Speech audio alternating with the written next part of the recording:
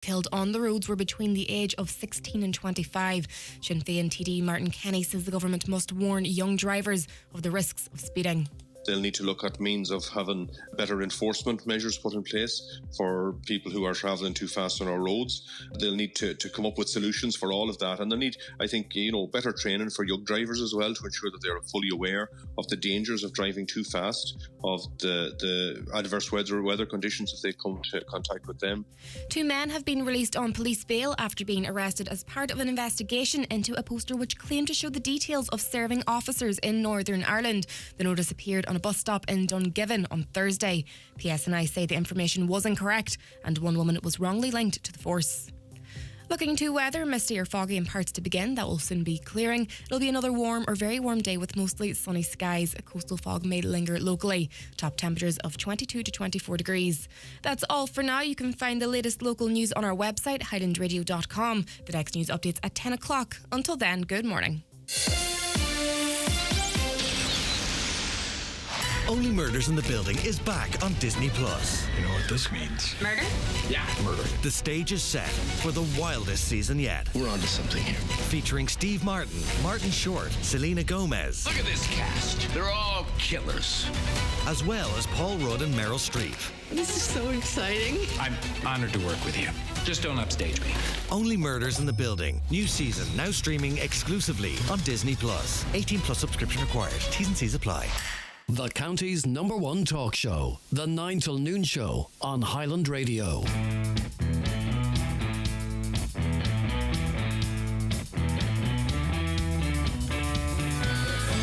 And a very good morning to you. This is the 9 till Noon Show on Highland Radio. It's Donal standing in for Greg. He's on his way back after a very successful weekend in London with the team over there. A great broadcast yesterday. If you heard it, if you didn't, you can listen back, of course, on our website and our YouTube channel. Really good show there in London from Greg and the team. Now, it is Monday. It is the 4th of September. And one thing was very noticeable driving up this morning, actually, is the amount of extra traffic on the road, because the schools are now well and truly back. They were going back in dribs and drabs all through last week, but the buses are out there, the traffic is out there, so please just be aware of that on the roads this morning. Allow a bit of extra time, be a little bit more patient than usual, and especially around Letterkenny we've been having some roadworks, and there will be more coming up. I'll mention that in a moment, but it has been a fairly busy morning so far, and there have been way too many stories about roads on the airwaves here and elsewhere for the wrong reasons, and let's not add to that. A lot coming up on the show this morning, but of course, as we always say, the most important thing is your perspectives, your views, your take on the stories and issues of the day. You can text or WhatsApp us on 086 60 25,000. Call us 074 91 25,000. Caroline producing and taking your calls this morning. Caroline on her own, because Niamh was over in London and is on her way back this morning along with the team. So be a little bit more patient if the phone isn't answered as quickly as it normally would be. Please just be a little bit more patient. It will be answered and you will get the attention that you need and deserve. Of that you can be absolutely sure. We're on social media as well, of course. We're Highland Hub on X.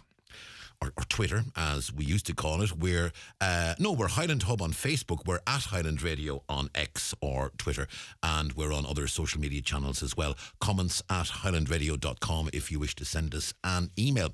Looking at the papers in this morning's Donegal News, major recruitment drive at LUH. Emma Ryan writes that over 80 healthcare posts are to be filled at the hospital to improve safe staffing levels. A major new recruitment drive is underway under the National Initiative for Implementation of Framework for Safe Nurse Staffing and Skill Mix. The hospital has received approval for a total of 78 new posts, 55 in nursing and 23 in healthcare assistants. Also looking for more candidate advanced nurse practitioners in cardiology, emergency, rapid access, diabetic nursing, respiratory nursing, ED, children's IBD and dermatology access to care.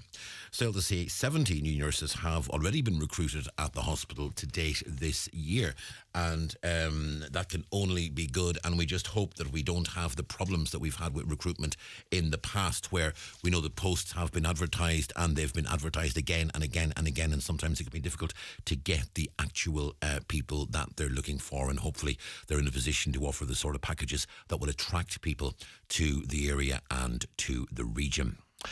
Derry News this morning. Council urged to rethink half-marathon decision.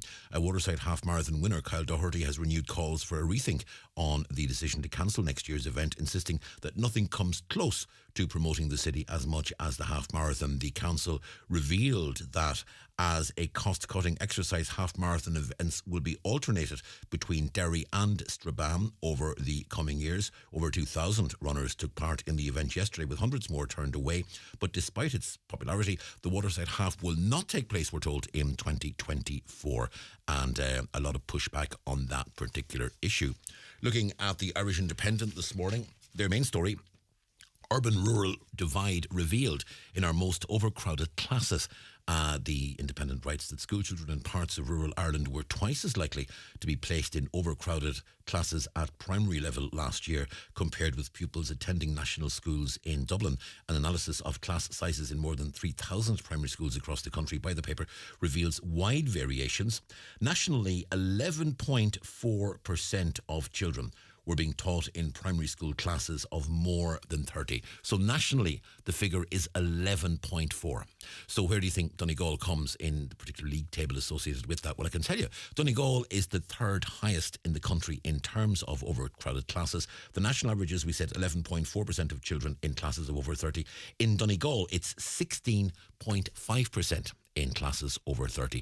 Only two counties higher: Monaghan 17.2% and Leitrim 18.6%. So Donegal the third highest, and there's a lot more on that in the Irish Independent this morning. Quite a lot online as well, actually, including graphs featuring all 3,000 plus primary schools going. So you'll get quite a lot from the Independent on that particular story. And obviously, with all the schools back, its education and associated issues are very much on the news this morning. Irish Times this morning, inside, a lot on the electric picnic, highs and lows of the weekend festival. Billie Eilish speaks to a generation in crisis. That's all inside the paper. Sharp fall in private pensions for those in their 40s and 50s. The number of people in their mid-40s and 50s with a private pension has fallen significantly since last year, with the cost of living crisis putting future planning out of reach for many. That's according to research from the state's Consumer Watchdog. A Competition and Consumer Protection Commission survey published today highlights what it's describing as concerning gaps in retirement planning, and that is indeed an issue of concern. Also on the Times this morning, Kinahan cartel franchises drug operation, cartel assisting Irish gangs in exchange for percentage of major drug deal. Latest move by cartel to invent itself in Ireland after a crackdown outlined by Gardaí. And we were speaking earlier about the Waterside Half Marathon. Well, there was the Dingle Full and Half Marathons took place yesterday in County Kerry. Lovely picture on the front of the Times as the participants run over a bridge as they headed out toward Ballyferret or via Slayhead to Dunqueen and then back into Dingle.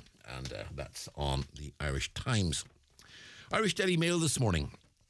New plan to get more of us living apartment life. State to become a major player in building homes. €20,000 tax-free plan for rent-to-rooms.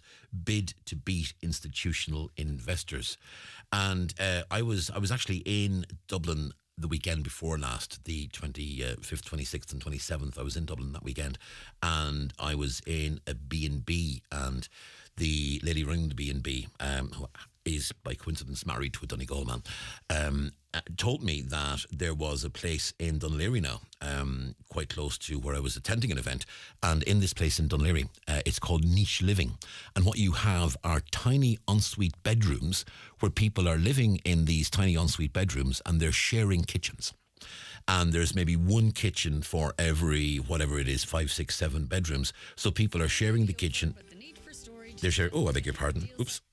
Get rid of that. They're sharing they're sharing the kitchens, they're sharing the living rooms, and then they have these tiny bedrooms which are ensuite, and they are paying, she reckons, somewhere between €1,500 and €2,000 a month for that. So they're paying in excess of €1,500, and they don't even get their own kitchen. It just seemed crazy.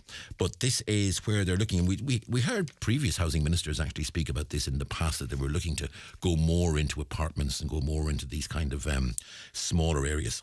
And also Roy Keane headbutted in stadium at Arsenal match. That's An interesting one. More about that in the Daily Mail. Now, let's move to the tabloids. The Irish Sun this morning, and a lot about John Gilligan in the news. Now, you'll be aware, I'm sure you'll have seen coverage over the weekend of the fact that Virgin Media are to broadcast a documentary on the life of John Gilligan, which includes an interview with Gilligan himself, and a lot of pushback and a lot of concern about that, not least from Jimmy Guerin, Veronica Guerin's sister, because Gilligan, whereas he was not convicted of involvement with the murder of Veronica Guerin, he was convicted on drugs charges, and the judge did say at that trial that they were very seriously concerned about Gilligan and his role in the Veronica Guerin murder. So whereas he has not been convicted of anything, he has, shall we say, been associated with it in the minds of people for a very, very long time. So the Irish Sun headline this morning: pint-sized thug faces 8 years. Gilligan in copycat Veronica gun trial. John Gilligan goes on trial today after cops found a gun they mistakenly believed was used to kill reporter Veronica Guerin buried in his yard. The mobster also faces drugs and gang charges in Spain and could be locked up for more than 8 years. And that's the front of the Irish Sun this morning. Irish Daily Star: crime bosses close bond. Mobster John Gilligan says he's glad the person who killed his criminal ally Martin Cahill got away with it. The General got what was coming to him, according to Gilligan. General had it coming is the headline on the Irish Daily Star this morning. Cahill was a good guy, he said, but I'm glad his killers weren't caught. That is good. And the inevitable Irish Daily Star pun on the front page after yesterday's soccer: United pay the rice. And that's soccer coverage there. Reference back to Declan Rice scored in that game in the Emirates yesterday. Also on the Irish Daily Mirror, Gilligan exclusive, they say. I'm glad they didn't catch the General's killer, and that's on pages 4 and 5. So that's the exclusive on the Irish Daily Mirror, which is on pages 4 and 5, and the Mirror have it exclusively while it's on the front page of the Irish Daily Star. Haven't quite figured that one out yet. But the main story on the Irish Daily Mirror this morning: comics secret ordeal. Al, my booze hell. A comedian, Al Porter, has revealed how a warning from Gay Byrne helped him beat his battle with the booze. The stand-up, who has made a comeback following allegations of sexual misconduct, is now 3 years sober. At 30, Al said the iconic Late Late host told him he needed to look at his drinking after watching the funny man down pints on stage. Al says he's now teetotal, adding life is better for it. And it's interesting, there's been a couple of interviews with Al Porter and stories about Al Porter over the past couple of weeks, and it seems to be quite clear that Al Porter is sort of trying to ease himself back into the public consciousness and relaunch his career. We'll watch that one with interest. It's the 9 till noon show on Highland Radio. 086 60 25,000 for your texts or WhatsApps. 074 91 25,000 for your calls. 00353 7491 25,000 if you're outside of the dialing area. 16 minutes past 9. Take a short break. Back after these. The newspapers are courtesy of Kelly Centra Mountaintop Letterkenny, the C-Store National Large Forecourt of the Year for 2022. The 9 till noon show in association with Fit20 Letterkenny. Get fitter and stronger in just 20 minutes. Train once a week with a personal trainer in a climate-controlled gym. Increase strength at any age. Visit fit20.ie to book your free session. All you need to make your house a home at Patterson's The Hall Lifford. From garden furniture to kitchens, sofas and dining sets, all under one roof. Need a new mattress? Why not visit our sleep centre on the first floor? With a large range of quality beds and mattresses in stock and ready for collection or delivery. Relax in our coffee shop serving hot lunches daily. Open Monday to Saturday, 9 a.m. to 5:30 p.m. Patterson's Kitchens and Interiors, The Hall Lifford.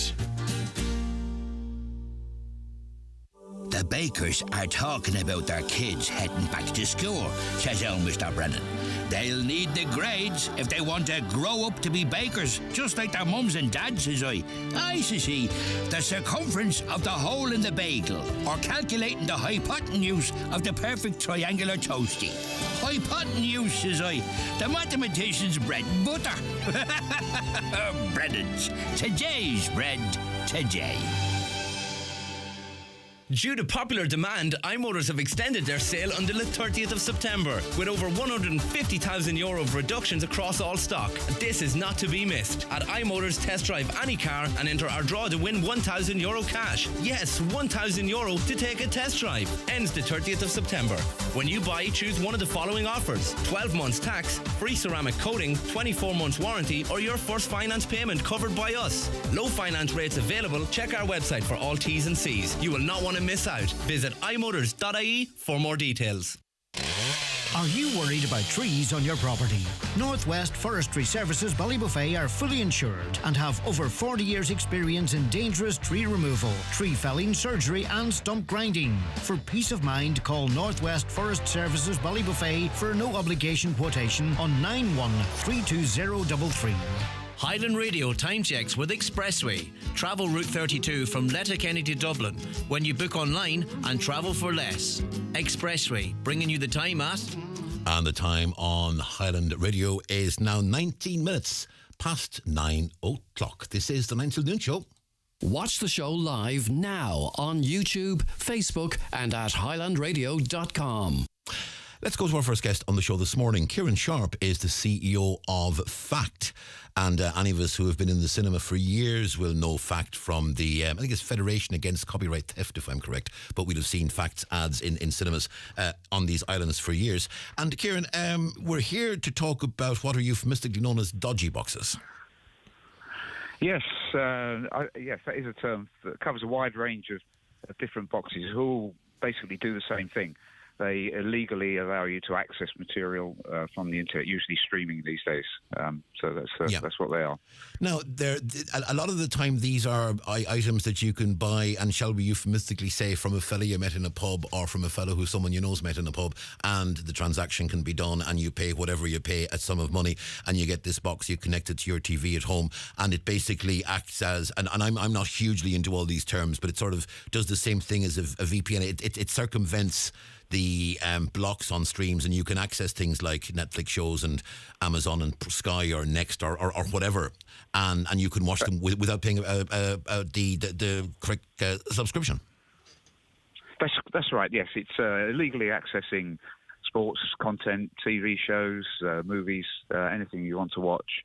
As you say, usually for a small fee, and it's depriving the legitimate providers of the subscription fees. Is there a way that the use of these can be tracked down? Is there any way of monitoring where there may be such a box and where streams are going illegally? There's lots of different things that can be done technically, but often we work through other investigations to find the people responsible for selling or moving on these types of boxes and the services that they provide. So that's our main focus, really, is those who are providing the illegal services. They're criminals who are committing crimes and giving people something that is essentially dodgy in itself, in terms of the possibility of malware and viruses and inappropriate content and so on and so on and so on, which is a very real possibility as well.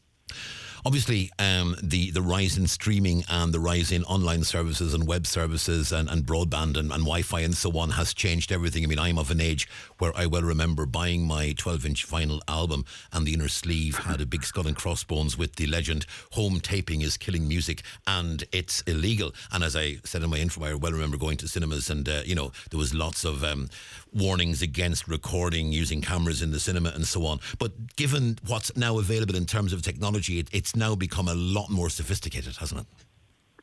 Yes, it has. So the use of the streaming services, such as originally by BBC iPlayer, have made it the fact that the consumers can access what they want when they want and where they want to see all their favourite shows and programmes, which is a great thing. But of course, then it also creates an opportunity for criminals to try and take advantage of that as well. Do you count, I beg your pardon, sorry, in terms of the use of these boxes, one of the things that's really become sort of prevalent in recent times, as I understand it, is sport, and people are accessing Premiership games, Formula 1 races and so on, things that would normally be shown under subscription, be it on Sky, be it on BT Sports, be it on whatever. Yes. Yeah, sport is really, I suppose, the Premier League in the main, I think was what kick-started all this. Because once you access, or you go to sort of provider to get access to all these sports, of course, you then get access to all the other things as well. So the movies and the TV shows that I've already mentioned. So sport, yes, it is a problem in that it's such a thing that's in demand by consumers. But of course, then that creates more problems for the pay TV providers, such as Sky, because then all their other content is accessed at the same time. You mentioned the BBC iPlayer there. Now, another thing I'm aware of is a thing called is it VPN, where you can put something onto your computer or your laptop that makes it effectively think it's in a different country or act as though it's in a different country, and therefore you can access things like BBC iPlayer even though you're not necessarily, because here in Donegal, obviously, even though we're 16 minutes drive from the UK, geopolitically speaking, we cannot in Donegal access the iPlayer, even though our neighbours in Derry or Strabane, just a short hop up the road, can do. Would you be including the use of those kind of VPN programs or something similar in this particular drive? Yes, definitely.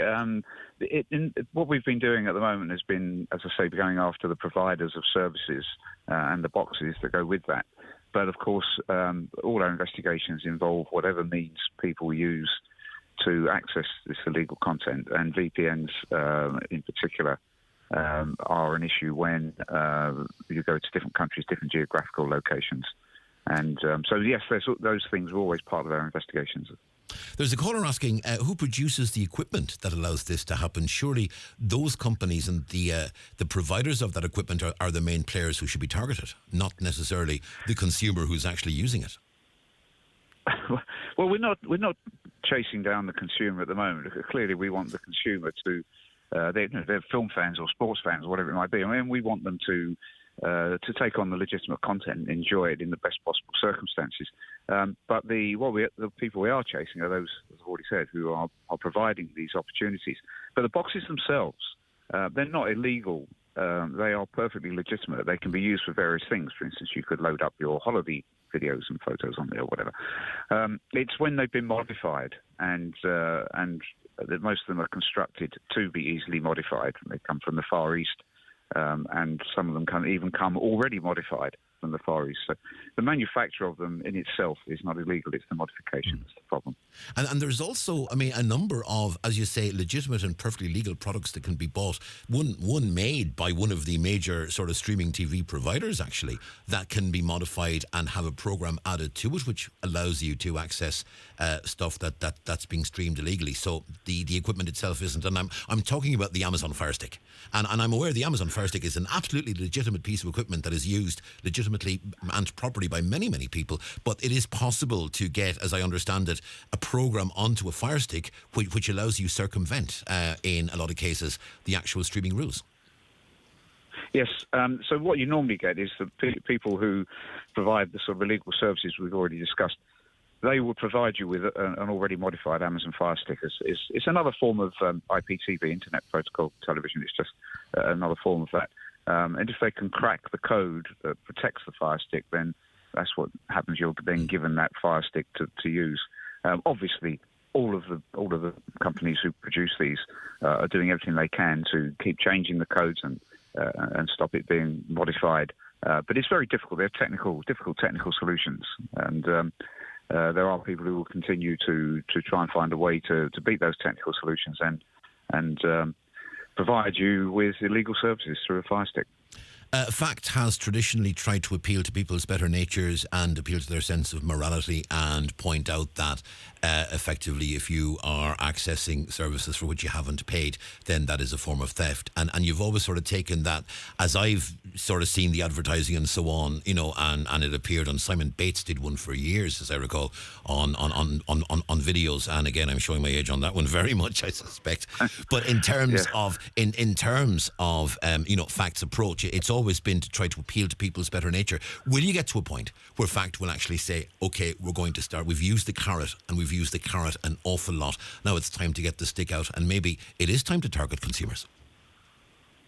Well, it is a subject that's been under discussion. Clearly, we know that as we do our investigations, we're going to see consumers getting swept up in those investigations.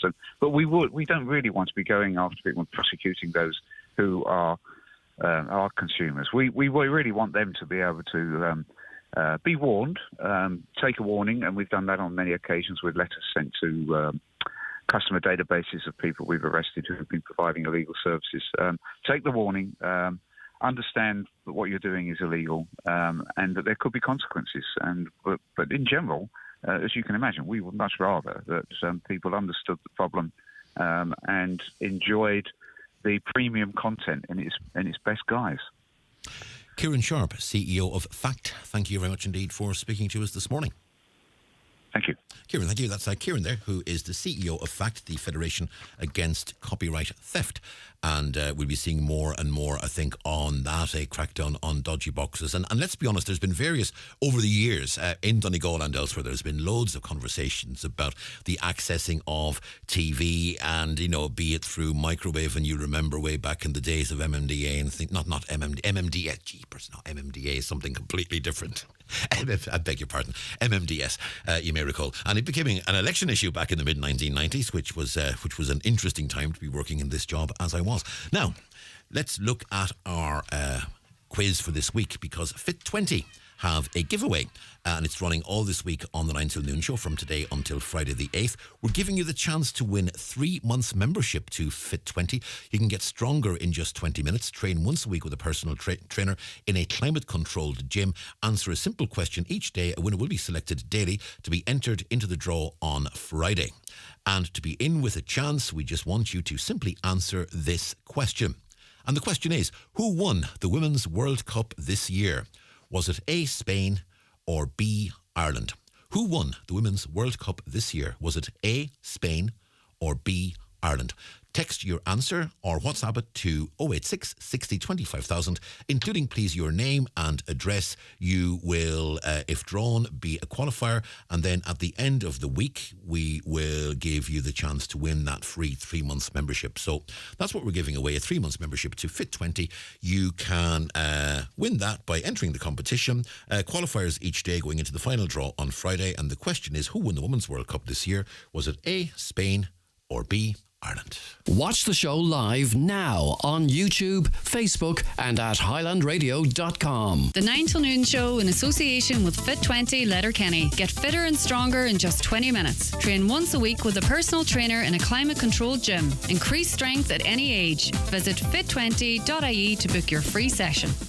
Enhance your skills with SafeTech's part-funded training programs. At SafeTech, we provide courses including first aid, roadworks, people moving and handling, confined spaces, electrofusion and machinery training for Ireland and UK sites. Also online programs such as water hygiene, construction supervisors, safety reps and much more. If you have a group for training, SafeTech will go to you. Contact SafeTech today at safetech.ie and take the first step towards upskilling and safety compliance. We go through a lot to connect with our family. That's why Vodafone Red Family now rewards you with a minimum of €20 off every month when you add broadband to your plan. So moments like getting the dog they desperately wanted can be more rewarding after you've fed it, walked it, cleaned it, played with it, walked it, taken it to the vet, and walked it again. Search Vodafone Red Family or go in store. Vodafone. Together we can. Offer subject to being a 3rd to 6th connection joining a Red Family account on a Bill Pay Mobile or Vodafone Home Broadband plan. For full terms, see vodafone.ie/Red Family. Welcome to the Spa at Orchids, one of Europe's largest spas, at the Holyrood Hotel, Bundoran. Discover tranquility in our Japanese-themed garden, boasting 7 treatment rooms, seaweed baths, and a secret garden with an outside hot tub and sauna. Now, let me take you to the heart of Bundoran, where you'll find the Holyrood Hotel Spa and Leisure Centre. Don't miss out on our exclusive midweek hotel specials. More information at holyroodhotel.com. Donegal County Council has prepared a proposed material alterations to the draft Letterkenny Plan and Local Transport Plan 2023 to 2029 for public inspection. Public consultation runs from Friday 11th of August to Friday 8th of September 2023. For details, see consult.donegal.ie. Only 2 weeks left here at House to Home Interiors Bridgend and Britain's Furniture Moville for a month of in-house offers and giveaways. Call in to House to Home Interiors Bridgend today for a chance to win a €500 voucher in our end of month draw. Don't forget, we're only 20 minutes drive from Letterkenny for all your home furnishing and floor covering needs. This is the 9 till noon show on Highland Radio. Just a few of your comments that have come in. Long live the dodgy box, says a caller. It's the only TV I have, as the mainstream TV is rubbish. Another caller says, people have these boxes because the satellite services are so expensive. He speaks about crime. The way companies up their prices and get people hooked is crazy. Can someone just back the people once? So asks a caller. Now, let's go to Paula Leonard, who is the CEO of Alcohol Forum Ireland, because September is Recovery Month. It's a month during which there are celebrations. And Paula joins us. Paula, good morning. Good morning. How are you? I'm very well indeed. Paula, very often when you come on, inevitably you're here to talk about problems and you're here to talk about issues. But today we're here to focus on success and we're here to focus on something positive. Absolutely. I think it's really important. You know, the number of people who are seeking support through addiction services across the country has gone up significantly. Now, some people may see that as, you know, an indication of something that we need to be concerned about. And yes, you know, you can look at it that way. But it also means that more and more people are taking a really brave and courageous step to say, alcohol and other drugs are really harming my life. They're harming the lives of, you know, the people around me that I love, my family members, my children. And I'm going to do the really hard work and navigate recovery. And we're seeing more and more people in recovery. But unfortunately, there's still quite a bit of stigma and silence around that. So Recovery Month, really, every September, it's a way of doing two things. It's a way of making visible and celebrating and acknowledging the contribution that people in recovery are making in this country every day, you know, just about seeing them and hearing their voices. But it's also then, on the other hand, it's about remembering, you know, the people who didn't make it. So by the time you and I go to bed tonight, there'll be 3 more people dead in this country as a direct result of alcohol harm. So it's also a space for those families who have lost loved ones from alcohol or other drugs to remember them and to remember the challenges and to remember those who did aim for recovery and didn't make it. So I suppose it's both celebratory and a remembering. And, you know, what we've seen across the country over the last number of years is a huge increase in activity around making visible and celebrating recovery. And this year, Alcohol Forum Ireland, who traditionally we've been sort of service delivery oriented, we're making a big call out to people and saying, look, come and join us. We're joining the Recovery Walk in Northern Ireland, which takes place in Derry on the 30th of September, Saturday morning early.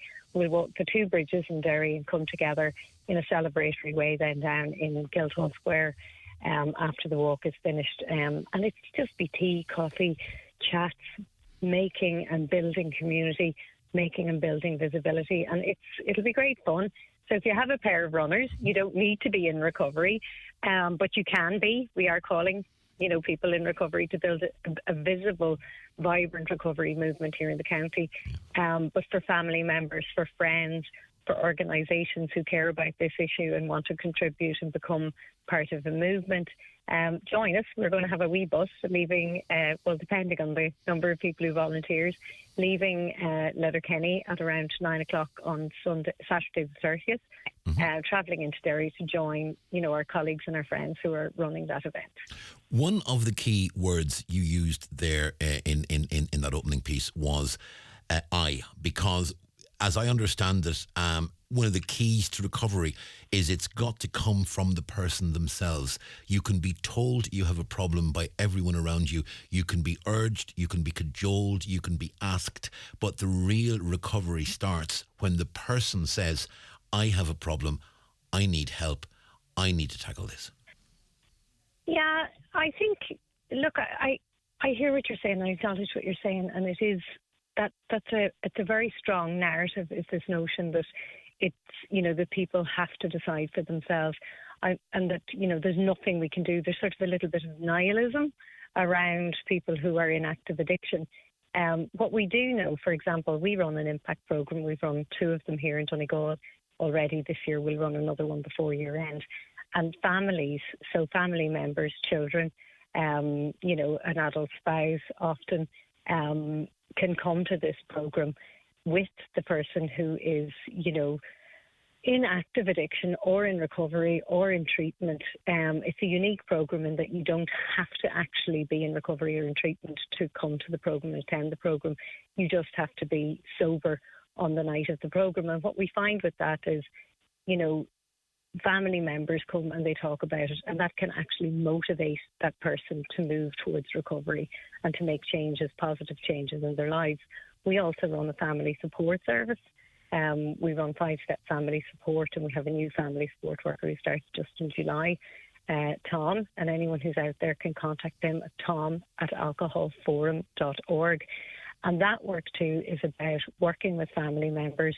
One, they have a right to recovery in their own right, so addiction is damaging the whole family, and they have a right to sort of look for support in their own right, make their own journey. And those people, often around the drinker, around the person who's abusing drugs, they can make really positive changes that support that person to move towards recovery. We also see in, hospital services, there's often this sort of nihilism again about what they call frequent flyers. So people who are in active addiction who come through hospital services, addiction services, mental health services repeatedly, and there's sort of this notion that, well, until they decide for themselves, there's nothing we can do for them. And that actually, in research terms and in evidence terms, that proves not to be the case. There are things that services can do, a helping conversation, somebody coming out to visit you at home after you've been released from hospital, that assertive outreach. All of those things can make a significant difference. People in addiction can often feel really, really alone, and they can often feel that they have to do all of the heavy lifting and everything on their own. And we're now beginning to build up an understanding that that's not necessarily true. You don't have to do it all on your own. Yes, it's going to be a long, tough journey, and navigating recovery is complex, but there are lots of supports that are out there. There's lots of services that are out there. There are programs for family members. There's programs for families, including children, which we run ourselves. So, it's not as isolating, and it's not as, the other thing I think we have to challenge is the rock bottom narrative. So in Donegal, in particular, and across Ireland, people tend not to go for help until they really hit rock bottom. You can go for help at any point in the journey. Once you realise that alcohol or other drugs are having a negative impact on you, on your work life, your family life, your social life, your health, you can go for help at any point in that journey once you make that realisation that, hang on a minute, my alcohol intake or my use of other drugs, it's impacting negatively on my life, and there's something I need to do about this. You don't have to wait until you hit rock bottom. That sort of story that we read about and see in the movies and all of those things. It doesn't have to be that way. I suppose, Donal, I think that's an important message I'd like people to hear today. Yeah. Absolutely. Yeah. You made the point that the recovery walk is taking place in Derry on the 30th, but you're hoping that maybe in 2024 you won't be having to get a bus into Derry because we're going to have one in Donegal. Yeah, absolutely. Baby steps. I suppose the big journeys all start with baby steps.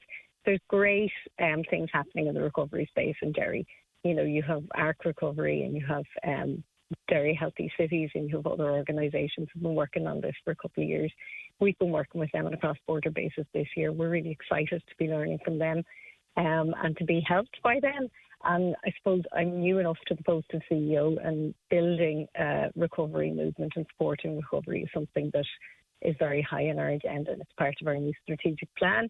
And next year we will be doing recovery walks and recovery events in Donegal throughout September. So that's something I'm really looking forward to. But this year we're going to travel in and join people in Northern Ireland, which, as you were saying earlier on the programme, is only a 16-minute drive for people from here. So Caller says, and this is a point actually that, you know, does bear consideration. Caller says, unfortunately, we can talk until we're blue in the face about alcohol and addiction in general, but there is very little help available, and the process to access help in this country is at times a complete joke. And we're told there is a dearth of services in Donegal in terms of those who are seeking help. From that point of view, how would you respond to that, Paul? I mean, I presume we do need more services, particularly in areas like Donegal.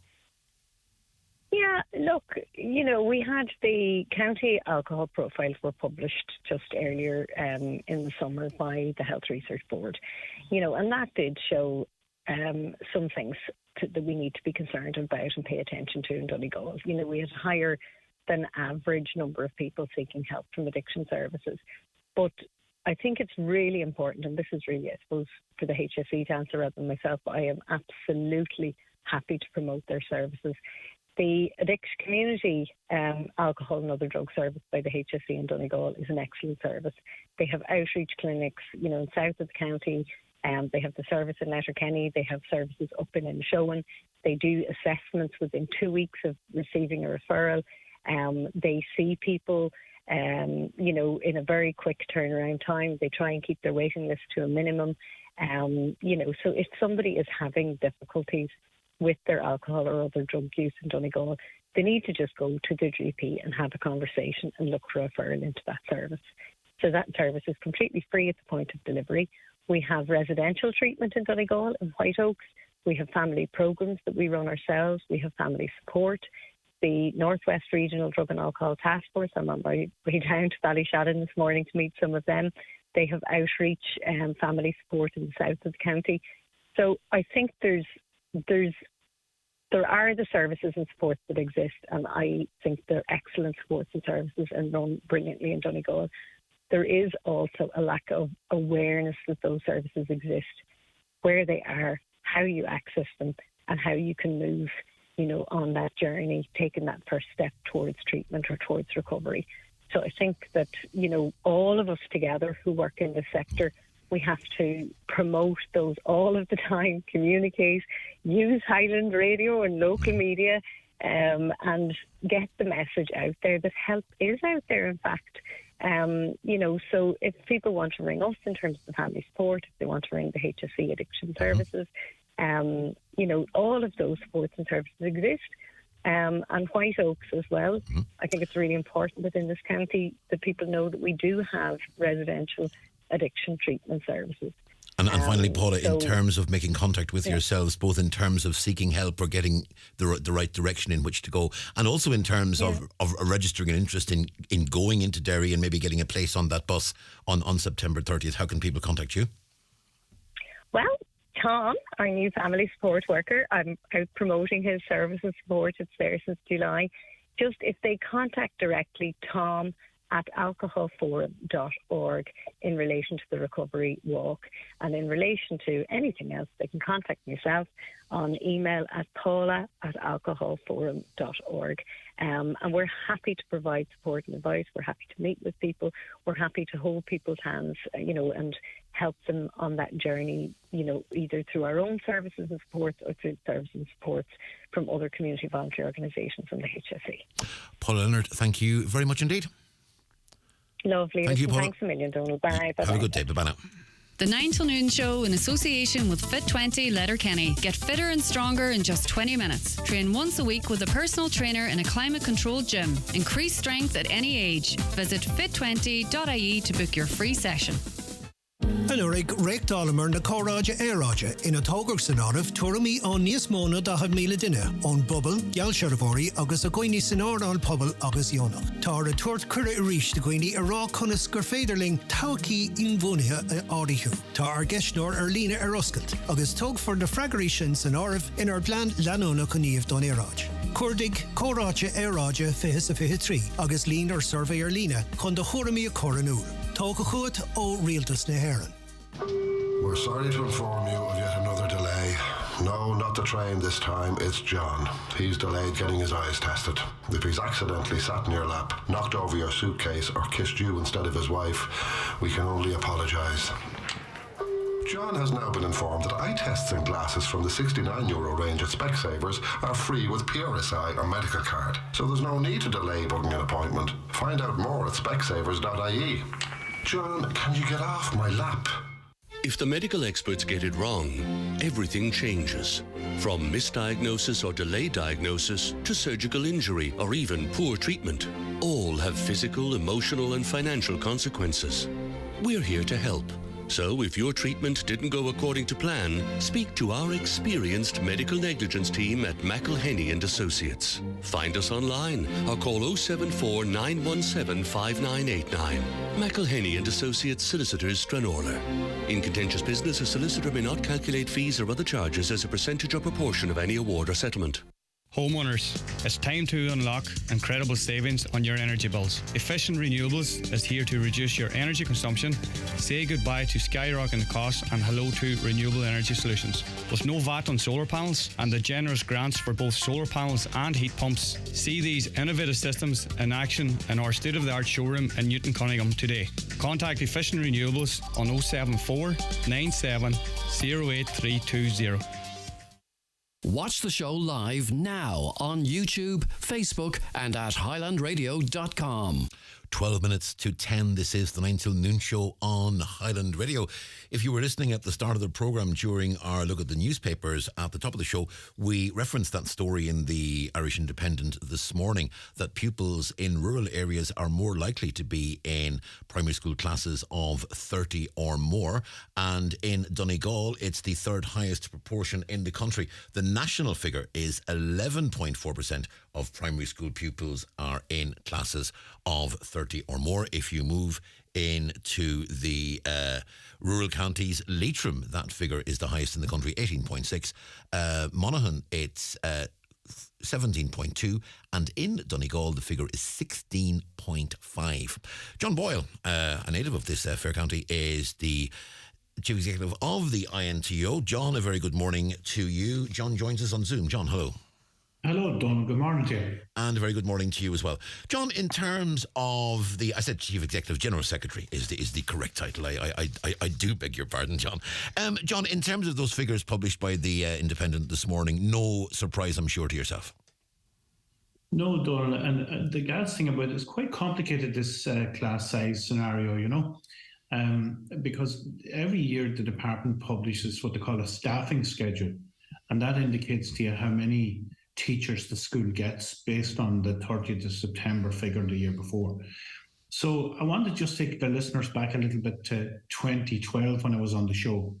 And back in 2012, the government slashed all of the small schools in rural Ireland. For example, I was really angry at the time because my own former school in Annagry and all those schools were very, very badly hit by government cuts. And what happened at that particular time was that if you had 84 children in 2011, you had your fourth teacher. And that was favourable. That was 21 children per class on average. And that was merited because it's not simple in rural Ireland. You have multi-classes. You'd have junior and senior infants in the one classroom, fifth and sixth in the other. So that's more challenging for the children and for the parents and the teacher. So the 21-to-1 ratio, which was, you know, in line with the rest of Europe back in 2011 for the smaller schools. At that time, the bigger schools had over 30 children in the class. But the government slashed the schools and you lost your fourth teacher. And that brought you to a scenario where you had only 3 teachers for the 84 children, up to 28-to-1 in the class, basically increasing the class size by a third. So that happened back in 2012, and that's not really washed out yet through the system, even though in the last couple of years, we have been successful with our pre-budget campaigns, getting reductions of 1 child per class for the last 3 years. But it's too little and too late. This government probably only has one more budget left on the 10th of October. And our demand this year, on behalf of all the children of Ireland and the parents, as well as the teachers, is that we get it down by 2 children. Now, the impact of that would be across the whole country. It would be, you know, significant because it would help us get close to the European average. But I don't think it's any coincidence that areas like Donegal and Leitrim, where a lot of the new Irish and particularly the Ukrainian children have have been settled over the last 12 months, that the class sizes there are particularly large at the moment. So it's a major, major concern at the start of a school year, and it means government are really going to have to step up the pace with class size reductions. Do you believe that the fact that the figures are based on 30th of September the year before is now unrealistic, given the movement we've seen in terms of bringing in those from Ukraine and from elsewhere, and the way those people are being distributed across the country and being given the education that they need and deserve, that if you're basing your figures on September 30th the previous year, you're utterly failing to take into account what's happened in the intervening 11 months? Well, not necessarily, Donal, because I suppose, to be fair to the department now, when the war broke out in Ukraine, we certainly identified that certain schools who had maybe spare classrooms and that would have capacity. And we dealt with the department last March, and the one big ask we had of the department was, if a school takes in, say, 30 more children in the middle of the year, please don't force them to hold on until the following September before they get their teacher. Don't just base it on the previous 30 September figures. Give them the teacher. If they take the 30 children, give them an extra teacher right away. And to be fair, that did happen. But in terms of the figures that are there today, it's very, very clear that at least 1 in 9 of the children in Ireland is in a supersized class. And I suppose when you look at the rest of Europe, the average is 20. But we have countries that are way less well off than us within the European Union who have classes of much less than 20. And with 56.5 billion euros of a government surplus being predicted for the next 3 years, we just have a simple ask. Will you give us 41 million to keep the teachers in the schools that you're going to take away? Because if we don't get class size down in this budget by 2, the government is actually going to be taking back teachers, because the total population in schools is now coming in at about 50 to 53,000 coming in junior infants. But back 8 years ago, 9 years ago, when they did those cuts, there was way more children coming in. So with 80,000 kids going out in 6th class and only 53 coming in junior infants, if the government keeps the teachers, and they're saying that's going to cost us 41 million, it's not going to cost 41 million extra. It's just going to mean that the 41 million they're spending on those teachers right now will be retained for next year. And by the time you'd ring me this time next year, you'd notice that the impact of the class size reductions that are happening now, today, because it's down by 1 from the 1st of September, and then another 2 for next year, you'd notice that the Donegal figures would be considerably reduced, and we'll be on the right trajectory towards the European average. And my view is, why would an Irish child not have the same opportunity in primary education to get a good start as a child in any other part of Europe? After all, the world is our oyster now. We're competing with all these for work throughout the world. You have different employers trying to attract the best. And if Irish children don't get the right start in life, so I hope all the listeners are emailing their TDs and backing our campaign to get class size. I must give a big shout out, Donal, to Frank McGlynn, who's a principal there outside Letterkenny, former all-star and inter-county player for Donegal. He is part of our pre-budget campaign. We did a video with a lot of Gaelic football stars asking for these improvements to the education budget, and Frank made a particular case for extra supports for school leadership in schools. So I just want to thank him very much for that input. Are you looking, when you speak about retaining those teachers that are at risk of being lost, are you speaking about just maintaining the status quo and keeping those in the schools they're based in and making no change at all? Or are you looking at maybe redistributing some teachers to areas where perhaps there are bigger class sizes, and in some way keeping the teachers but not necessarily in the same place, that you would spread them around to make sure you get a more even spread of class size ratios? Yeah, so let's say next year now, if we got our way in the budget campaign, and rather than the class size schedule being at 23, if we got it down to 21, the impact of that would mean that in Donegal and Monaghan and Leitrim and places like that, that instead of losing a teacher, and the awful thing that happened with the cuts 10 years ago, that they would have less teachers for the remaining children, they would keep their teacher. And in keeping their teacher, with a wee small drop in the pupil population in the school, because there's more children going out in sixth than what's coming in junior infants, by keeping the teacher, automatically their class size average would fall. And if that were to happen over a number of years, you'd suddenly find that instead of having these supersized over 30 children in classes in County Donegal, you'd end up that it would be down around 25, 24, 23, which still above the European average, but it'd be definitely moving in the right direction. So all I'm trying to say here is budget ask, reduce it by 2.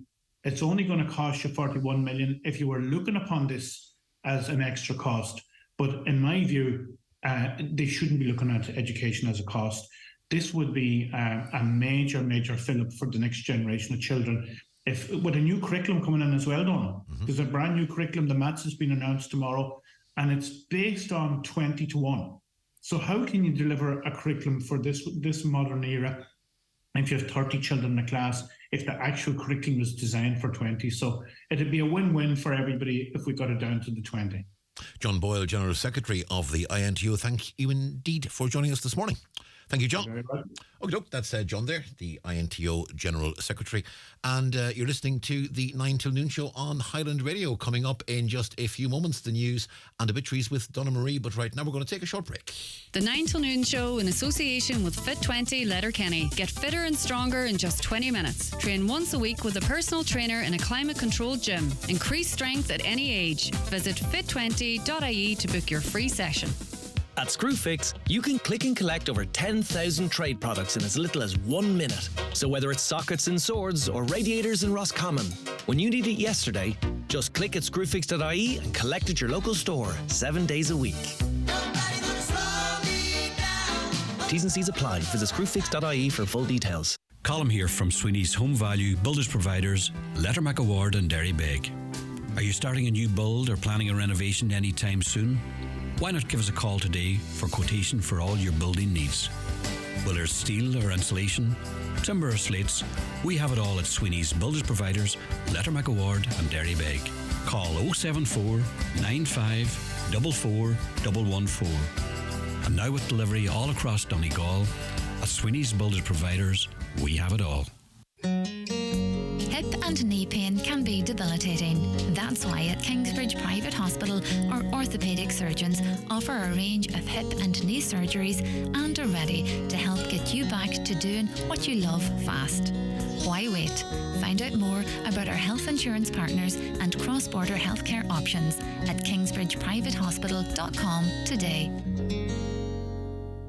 Eat healthy, work smart, be better. I don't listen to any of that. I'm fine the way I am, according to the mammy. And we all know she's never wrong. No, the only thing I'm changing is my broadband provider. You see, National Broadband Ireland is delivering high-speed fibre broadband right to my door. With almost 50 broadband providers using their network, I can decide who I want to connect with. I just need to find the best deal for me. And the mammy, of course. You can find out all about it at nbi.ie.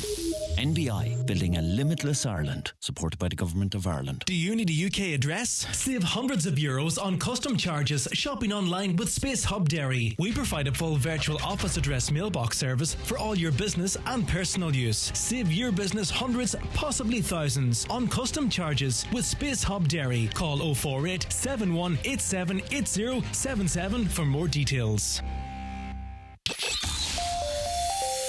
Live, on air, online and on the Highland Radio app. This is Highland Radio News. Good morning, it's Donna Marie Doherty with the news in full at 10 o'clock. A Donegal deputy is calling for the fossil fuel divestment bill to be fortified. According to a report released by Action Aid Ireland, funds of €5.7 billion were registered in bonds and shares in climate-harming activities in January of this year. Deputy Thomas Pringle says the bill he introduced in 2016 now must turn its attention to the banks. And what's very interesting as well, in the 6 or 7 years since the fossil fuel divestment bill has been implemented, there's actually a lot of focus has moved on to the banks and how the banks are actually funding fossil fuel development. And I think that's the way that the investment or the bill should look now, is to cut off those investment funds, because it's clear that the banks aren't going to make this decision themselves. Gardaí have detected 50 vehicles breaking the speed limit in the first 2 hours of a major clampdown this morning. Over 15,700 vehicles have been checked as part of National Slow Down Day, which runs until 7 o'clock tomorrow morning. Among those speeding was a motorist driving at 134 kilometres per hour in a 100 zone in Newcastle, County Wicklow, along with someone travelling at 155 kilometres on the M6 near Trails Pass. Assistant Garda Commissioner for the Roads Policing, Paula Hillman, says they're working to try keep the roads safe. I think we really need to look at certain areas like environment and road design. What are we doing when we identify black spots, when we identify locations where we know there are high numbers of accidents, and also education. Meanwhile, the Road Safety Authority says 1 in 4 people killed on the roads are aged between 16 and 25. Sinn Féin TD Martin Kenny says the government must warn young drivers of all the risks of speeding. They'll need to look at means of having better enforcement measures put in place for people who are travelling too fast on our roads. They'll need to come up with solutions for all of that. And they'll need, I think, better training for young drivers as well to ensure that they're fully aware of the dangers of driving too fast, of the adverse weather conditions if they come to contact with them. 2 men have been released on police bail after being arrested as part of an investigation into a poster which claimed to show the details of serving officers in Northern Ireland. The notice appeared on a bus stop in Dungiven on Thursday. The PSNI say the information was incorrect and 1 woman was wrongly linked to the force. 750 Ukrainian refugees will be moving into tents at Electric Picnic tomorrow. After people clear the festival today, the Ukrainians will be moved into tented accommodation. The government have not been able to source housing and have so decided to put them up in Stradbally. They'll be moved on a phased basis over the next 6 weeks. An increase in child benefit and social welfare are necessary to reduce child poverty. Social Justice Ireland is urging the government to make permanent changes in the budget rather than relying on temporary or one-time measures. It says the new child poverty unit must deliver if Ireland is to become the best place in Europe for children, as Taoiseach Leo Varadkar wants. Suzanne Rogers is Research and Policy Analyst at Social Justice Ireland. Children living in poverty are living in households who are in poverty. So that will have to be really and truly, I think, one of the first things that would need to be tackled. Increasing social welfare payments, ideally by at least €25 a week. Looking at increasing child benefit as well. Our proposal would that be that will go up by €50 a month.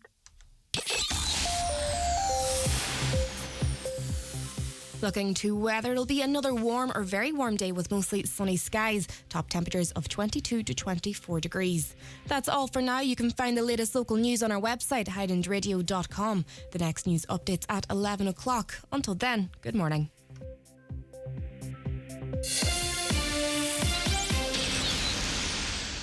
The obituary notices this Monday morning, September 4th.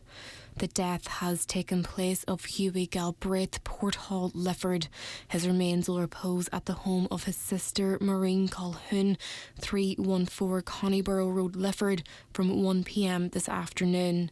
Funeral service at his sister's home tomorrow at 2 p.m, followed by burial in the family plot in Ballylennon Presbyterian Churchyard. Family flowers only, please. Donations in lieu if desired to Ballylennon Presbyterian Church, care of any family member or Terence McClintock, funeral director. The death has taken place of Sarah Teresa Anthony, Glebe Ballyara Melton, ní Friel Doamore Fanad. Remains reposing at her home in Ballyar from 3 p.m. today. Removal from there tomorrow at 6:30 p.m, going to St Mary's Church Fanavolti, arriving at 7:30 p.m. to repose overnight. Funeral mass on Wednesday at 10 a.m. Burial afterwards in Fanavolti Cemetery, house private to family and friends. The death has occurred of Kathleen McNicholas ní Gallagher, 2 Ashley Park, Ramelton Road, Letterkenny, reposing at her late home from 12 noon today with rosary at 9 p.m. Funeral from there tomorrow, going to the Church of Irish Martyrs, Ballyrain, Letterkenny, for 1 p.m. Requiem Mass, which can be viewed live on YouTube, followed by burial in the family plot in Conwall Cemetery. Family time, please, on the morning of the funeral. Family flowers only, please. Donations if wished to the Donegal Hospice, care of Pascal Blake, funeral director. The death has occurred of Peter Gavigan, Stratter Kilrain Glenties. Funeral arrangements later. The death has taken place of David Campbell Rankin Turmoff. Funeral service in Greenbank Presbyterian Church tomorrow at 1:30 p.m. Interment afterwards in the adjoining burying ground. Family flowers only, please. Donations in lieu of flowers, if wished, to Greenbank Presbyterian Church, care of Mrs. Sylvia McCon, Windy Hill. The death has occurred of Eamon McGee, 15 The Green, Ballymacool, Letterkenny and formerly Derry. Funeral from there today, going to St Eunan's Cathedral for Requiem Mass at 12 noon. Family time this morning, please. Burial afterwards in the family plot in Conwall Cemetery. Family flowers only, please. Donations if wished to the Coronary Care Unit, Letterkenny University Hospital, care of Pasco Blake, Funeral Director. For more details, including any family health guidelines for wakes and funerals, please go to highlandradio.com.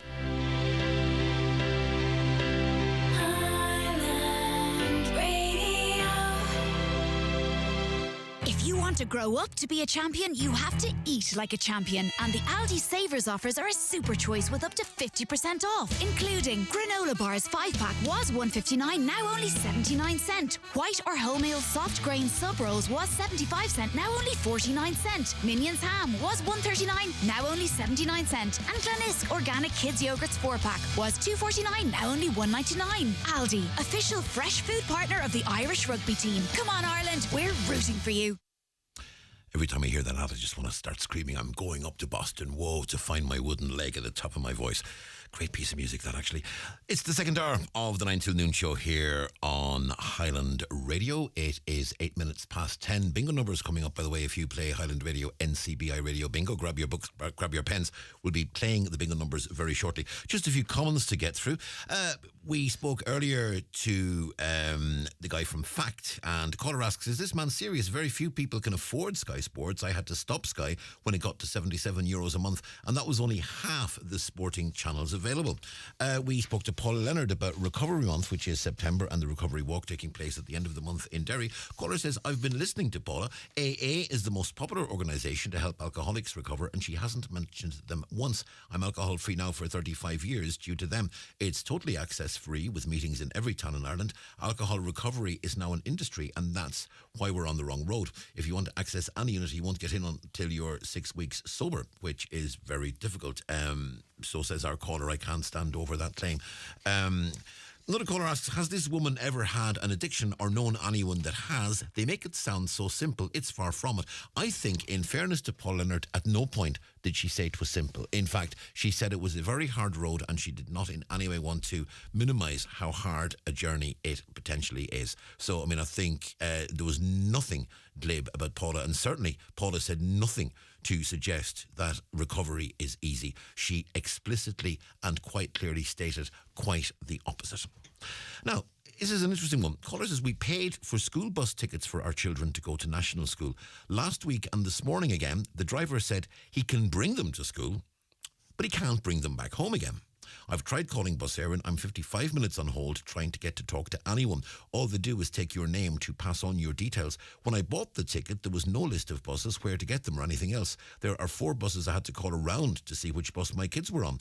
Why are Bus Éireann selling us tickets that it seems relate to services that don't exist? Does anybody else have this issue, and how did they get it sorted? That's from a listener, and right, we'll put the question out there. I've not heard of this one before, where effectively the caller was told, we can get your kids to school, but we can't get them home again, which seems a strange one. So there's room on the bus going to the school, there isn't room on the bus coming home. That's an interesting one. That's from a caller. If you can throw any light on that subject or give our caller any solace, please do. We had a query in on Friday on the show. Caller asking, I'm writing to you this morning in the hope that you may be able to help or highlight the difficulties of parents in East Donegal. We've lost all our services to help our children with Down's syndrome and with disabilities. I'm broken-hearted. My little girl is 2 with Down syndrome. We as a family have been working so hard to help her. We never got speech therapy or occupational therapy. We really need these services. And last month we lost our physio. Now that was from a caller. We got a response from the HSE, and the response is as follows. We are unable to comment on individual circumstances surrounding particular cases in order to protect patient-client confidentiality. However, the HSE confirms there are ongoing active recruitment processes and initiatives in place to fill vacancies arising in children's disability teams. Recruitment to children's disability network teams is receiving priority attention by the HSE locally and nationally due to the workforce challenges in the sector. And there is a longer statement from the HSE across the entire region where it pretty much repeats that. It's an issue that exists nationwide. Human resource departments and recruitment services have been unable to recruit staff to fill the existing vacancies at this time. They say recruitment efforts are active and ongoing. So for those who have lost their services in East Donegal, this particular lady whose daughter has Down syndrome and others as well, the HSE are telling us, as you've just heard, that effectively they are in a position where they're trying to recruit more people, and hopefully if they can get that recruitment done, then they will be in a position to hopefully move forward. A caller says, I'm hearing that both the GRA and the Association of Garda Sergeants and Inspectors have overwhelmingly voted a no confidence motion in Garda Commissioner Drew Harris, but nothing is being reported in the press so far. Can you please find out what is going on with the GRA? Well, had you been listening to Highland Radio News, I'd say about three and a half weeks ago, you'd have heard the story. We had Brendan O'Connor on air, and yes, indeed, the GRA, the Garda Representative Association, has started the process of voting no confidence in Commissioner Drew Harris. It's as a result of a number of issues, not least the Commissioner's, as they say, refusal to speak to them on what was, they believe, a unilateral decision to return to pre-COVID rosters. And what Brendan O'Connor said at the time, as I recall, is that they were starting the process of putting a ballot in place. That would take a couple of weeks, and towards the middle of September they would have a result from that ballot. So as I understand it, the balloting process within the GRA is active and ongoing at the moment. They are indeed within the GRA moving a motion of no confidence in Drew Harris, and the main reason for that, among other reasons, is that Drew Harris has unilaterally decided that he wants to return to pre-COVID rosters and has refused to discuss that decision with the GRA. With regards to the AGSI, I have no information as what the AGSI may or may not be doing. Perhaps someone there would clarify that for us, but certainly the GRA, yes. And we had that story on the news here, I'd say three and a half weeks ago. So that's the situation with the GRA. Now, time on Highland Radio, 14 minutes past 10. We're going to take a short break. As I said, grab your books, grab your pens, because it's time for bingo, and we're going to, after a very brief little promo, we're going to hand you over to Canis. The county's #1 talk show, The 9 till Noon Show on Highland Radio. It's time for NCBI Bingo on Highland Radio. It's Monday the 4th of September. You're playing on the green sheet. The reference number is S16. It's game number 36. The numbers are 65, 54, 7, 20, 77, 19, 85, 27, 22, and finally 39. Phone your claim to 91048333 before 8 tonight, leaving your name, contact number and the name of the shop where you purchased your book, and we'll call you back the next working day. Get all your NCBI bingo information at highlandradio.com. It's the great autumn of savings at SuperValue, with over 1,000 price cuts on all the big brands you love, like Goodfellas Stone Baked Tin Pepperoni Pizza was $4.99, now $3.65. Fairy Non-Biopods 33 wash was $17.90, now €9. And money off vouchers every week on the app too. So pop in for great savings in store or online this autumn at SuperValue. Check this. On this week's DL Debate, I'll be joined by Brenda Kilcoyne and Gary McDade to look back at the weekend's championship action in Donegal. And we'll look across the Senior Club Championships in Ulster in the company of Brendan Crossan, GA correspondent with Irish News. That's the DL Debate this Monday just after the 7pm news on Highland Radio, and podcast it on highlandradio.com. The DL Debate with Sister Sarah's Letterkenny, serving food you'll love till 9pm daily in Sarah's Kitchen. The 9 till Noon Show in association with Fit20 Letterkenny. Get fitter and stronger in just 20 minutes. Train once a week with a personal trainer in a climate-controlled gym. Increase strength at any age. Visit fit20.ie to book your free session. And in association with Fit20, we're giving you the chance to win 3 months free membership. And you can do so by answering a very simple question. You'll then, if you're drawn today, you'll go into another hat, and then the winner will be announced on Friday. 3 months membership of Fit20 up for grabs. To be in with a chance of winning, just simply please answer this question. Your pardon? Who won the Women's World Cup this year? Was it Spain or Ireland? Who won the Women's World Cup this year? Was it Spain or Ireland? Text or WhatsApp your answer, please. Name and address to 086 60 25,000. And you could be in with a chance of, at the end of the week, winning that 3 months free voucher for Fit20.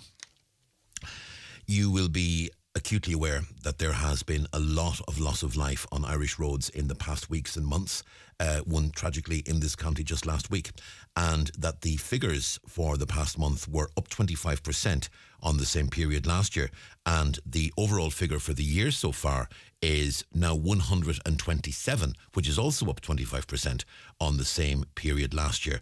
If you were watching the national television news last night, you'll have seen Susan Gray from Donegal, the founder of Park, promoting awareness, responsibility and care. And Susan was on the 9 o'clock news last night. And as Susan pointed out, while we've lost 127 lives so far this year, the number of Gardaí assigned to road policing units across the country is 58 less than it was 2 years ago. Susan Gray, good morning. Good morning, Don.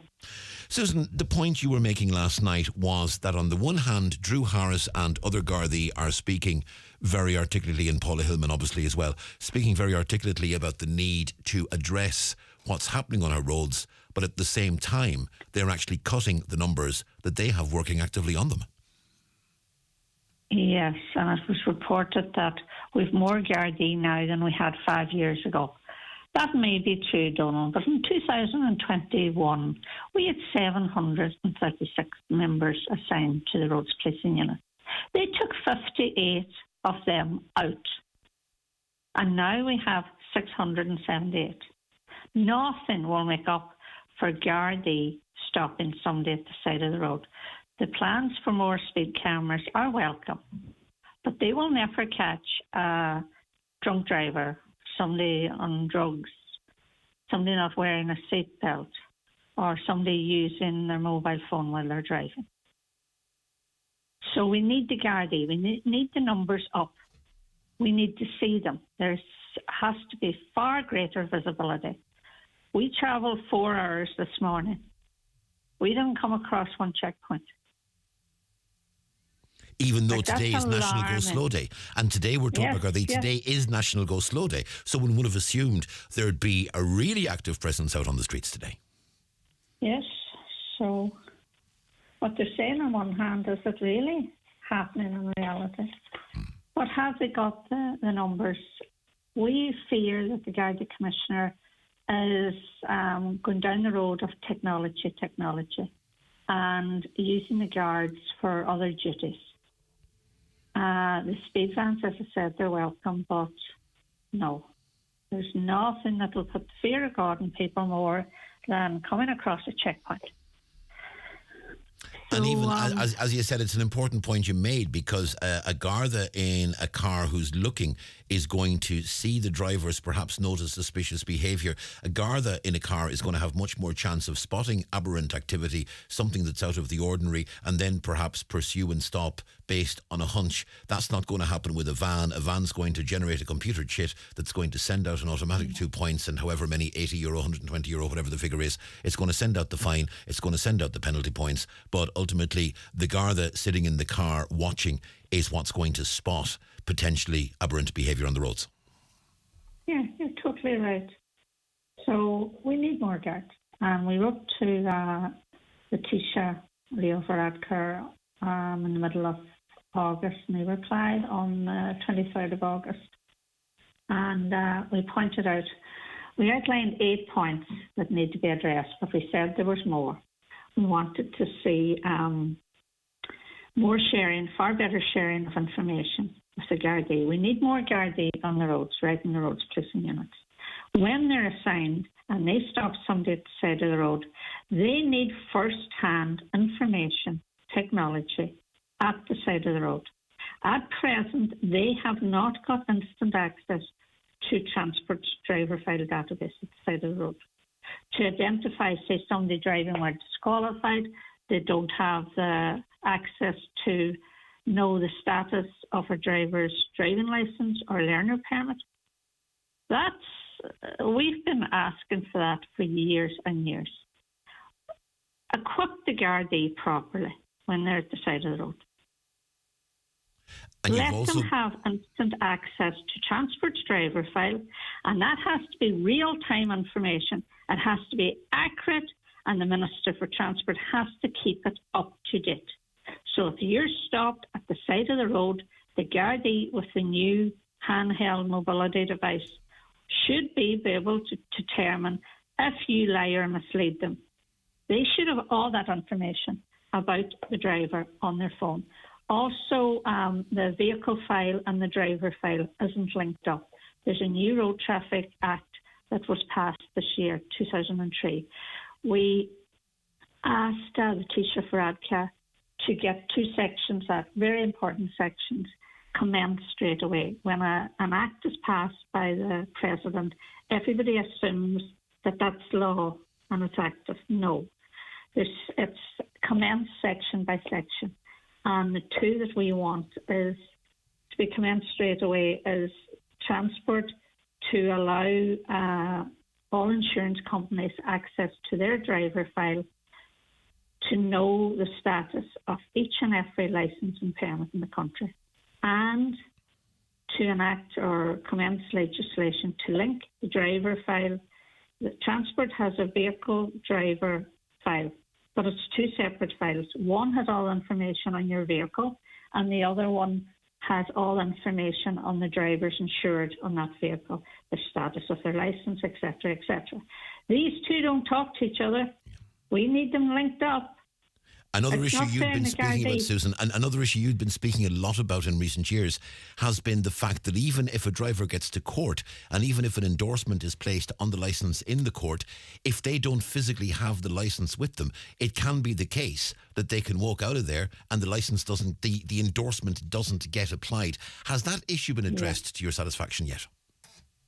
No, and we believe that's why, it may be why Transport's not sharing information from their driver file, because it's incomplete. They don't have all the information because they don't have the unique driver number of everybody's licence. Donal, stays with you your whole life. If that's not recorded and put into Transport's driver file, that person, that driver, should he or she be disqualified, may not be easily identifiable for Gardaí at the side of the road. Now, we asked questions through Catherine Murphy recently on learner drivers. You know, my passion on getting the laws strengthened as far as learner drivers are concerned. And we asked how many learner drivers were disqualified in court on a said period, right? Mm-hmm. It's actually depressing to talk about. Out of all the drivers, only 11,500 approximately were disqualified, right? 722 surrendered their licence to the RSA. And it's the law that you must surrender your licence or your permit, or licence or permit, depending on the status. Now, where are we going? And in the last 6 months, a total of 2,699 learners failed to show up for their driving test appointment. But there's no legal requirement for a learner permit holder to ever sit a driving test to be able to obtain a subsequent permit. The RSA knows about this since 2013, and they said they were going to put an action plan into the new strategy, and by 2014, it had been mandatory for a learner to actually turn up for their test and sit it before the RSA would issue a new permit. They're not doing that. They're not turning up. But the RSA, if they give the RSA €85 when they're applying for a date for their appointment to sit the test, they're renewed. time and time again. And it's your belief in many of these cases those learners are driving unaccompanied? Yes, it would make the Clancy Amendment came in 2018, make it an offence if you were driving unaccompanied. If you were a learner, the Gardaí had the power to seize your vehicle. But wouldn't it be far better, would help the Guardian system a lot, if the RSA stopped renewing learner permits? It would, without sitting the test, it would encourage learners to practice. Be prepared, go and sit the test, and we're sure many of them will pass the test. Then there'd be less encouraged or felt the need to drive unaccompanied for whatever reason, and the Gardaí wouldn't be detecting as many. And it would make the Garda's job a lot easier. But we've asked Taoiseach Varadkar to look into it. Like during the August bank holiday weekend, Gardaí reported the detection. Sorry. Yeah, I was going to say, Paula, finally, you have heard a lot, and we have heard a lot over the past weeks from Paula Hillman, from the Taoiseach, from Minister Jack Chambers. It's National Slowdown Day today. Gardaí are promising a new initiative. They're promising a new focus. The Taoiseach did admit to you in his response to you that this is not a blip, and that was a significant thing to say, because it's not just an aberration that we've had an increase in road deaths this year. It's not a blip. The Taoiseach's acknowledged that. So from that point of view, have you any confidence that with all that political and policing focus on the roads over the past number of, the past fortnight, because we've had some tragedies on the road, sadly, over the past 2 weeks. But with all that new focus on Irish roads, have you any confidence that we will actually see results, or is it going to go down the same track of well-meaning statements, but ultimately departments still not talking to each other, and as a result, the information still not available where it needs to be? Well, all we can do is hope that the Taoiseach, Leo Varadkar, will act, and he's in charge. He's responsible for all his ministers. He's the head over them. Let him have the meeting, and he said he would bring up our issues. He would write to Minister McEntee and Minister Chambers for updates on the issues that I raised, and suggest to convene a meeting of ministers, committee on road safety, and that he might chair it. Let's hope he chairs it. Let's hope he lays down the law now and says, look at all these issues. We have laws coming out our ears. Let's focus on the laws we have and make them watertight. And Susan, do we know the fact that these departments aren't speaking to each other? Is it GDPR? Is it data protection? Is there a reason? Because one would have thought that if there's an endorsement on a licence, that should be registered right across the board immediately, and everyone should be able to see it from the local Garda right through to the insurance company. And if that's not the case, you're left wondering how many holes are there in the system. They're endless as far as we believe, anyway. But, I mean, are they claiming this is GDPR? Are they saying this is a matter of data protection? Are they giving you any reason that they're not registering this information and sharing this information between departments? Well, Donal, this new Road Traffic and Roads Bill 2023, it was passed, and there's provisions in this to share information. So we would like to think or believe that they didn't pass, all the TDs and senators didn't pass this bill and put it into an act, knowing that they couldn't share this information because of data protection. There's two excellent provisions in this act that have to be commenced yet. So if they put them in, you would like to believe that they checked it all out. It can be shared. It's just a matter of when they're going to commence them two sections of the Road Traffic Act. There's no point putting the provisions on an act and it's going to sit there forever and never be commenced. So we've asked the Taoiseach on the consolidation of the Road Traffic Act. That's another thing we brought up with them. Like, that's been promised for 10, 15 years. And still we've asked them, could they update us? Where is it at now? Every Minister for Transport promises that there's going to be a consolidation of road traffic because there's so many laws and acts overlapping other laws, and it must be so confusing for anybody to understand where the law stands at the minute, what's the latest update. But it seems to be going absolutely nowhere. So we're putting our faith in Leo Varadkar because he was an excellent Minister for Transfer from 2011 to 2014. We worked with him. He knows exactly so much about the loopholes and so we have to put our faith in somebody. Right. This is the one, Donal, so we'll keep you updated. Okay, look, Susan, thank you. In the meantime, thanks very much indeed for speaking to us this morning. That's Susan Gray there from Park. Susan, thank you. We're going to take a short break. Back after these. Watch the show live now on YouTube, Facebook and at highlandradio.com. The 9 till noon show in association with Fit20 Letterkenny. Get fitter and stronger in just 20 minutes. Train once a week with a personal trainer in a climate-controlled gym. Increase strength at any age. Visit fit20.ie to book your free session.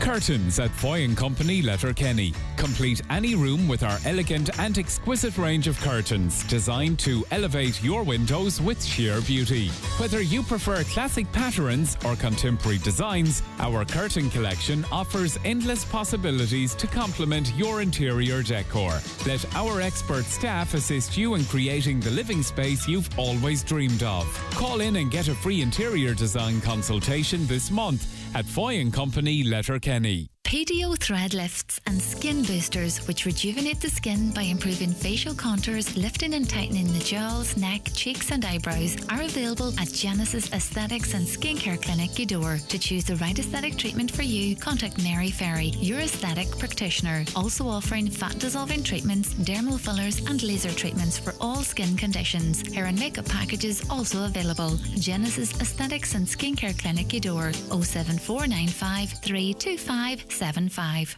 If you're really thinking about it, go do it, because you'll feel much better about yourself. People are there to help you and you will get on. Either make a phone call or go on the internet and sign up. Improving your reading, writing, maths and digital skills can change your life for the better. Adult Literacy for Life. Call 1800 2020 65 or visit adultliteracyforlife.ie to find a free course near you. Supported by Education and Training Boards, Government of Ireland and the European Union. Have you heard about the McElhinney's M Card? Now available exclusively in store. Sign up today to start earning and redeem once you hit £500. Register in store at our M Card station on the first floor or at any till point. The M Card, the new way to save at McElhinney's. It's the 9 till noon show on Highland Radio. We spoke to Susan Gray from Park just before the break. Caller says on a Sunday we usually go for a drive, which most likely takes us through the Barnesmore Gap toward Donegal town. I rarely, if ever, have seen a checkpoint there apart from the odd speed van. One of the biggest issues is bikers. They travel in groups and to pass out traffic regardless of what's coming against them. They seem to think because they're bikers they can pass in the middle of the road with cars in both directions. Why is it that bikers seem to take so many risks and yet they're among the most vulnerable groups for accidents? So asks a caller. Now, two things that have been very much part of the national dialogue in the past couple of days has been school transport and the latest increase in petrol and diesel prices as a result of the reimposition of excise duties.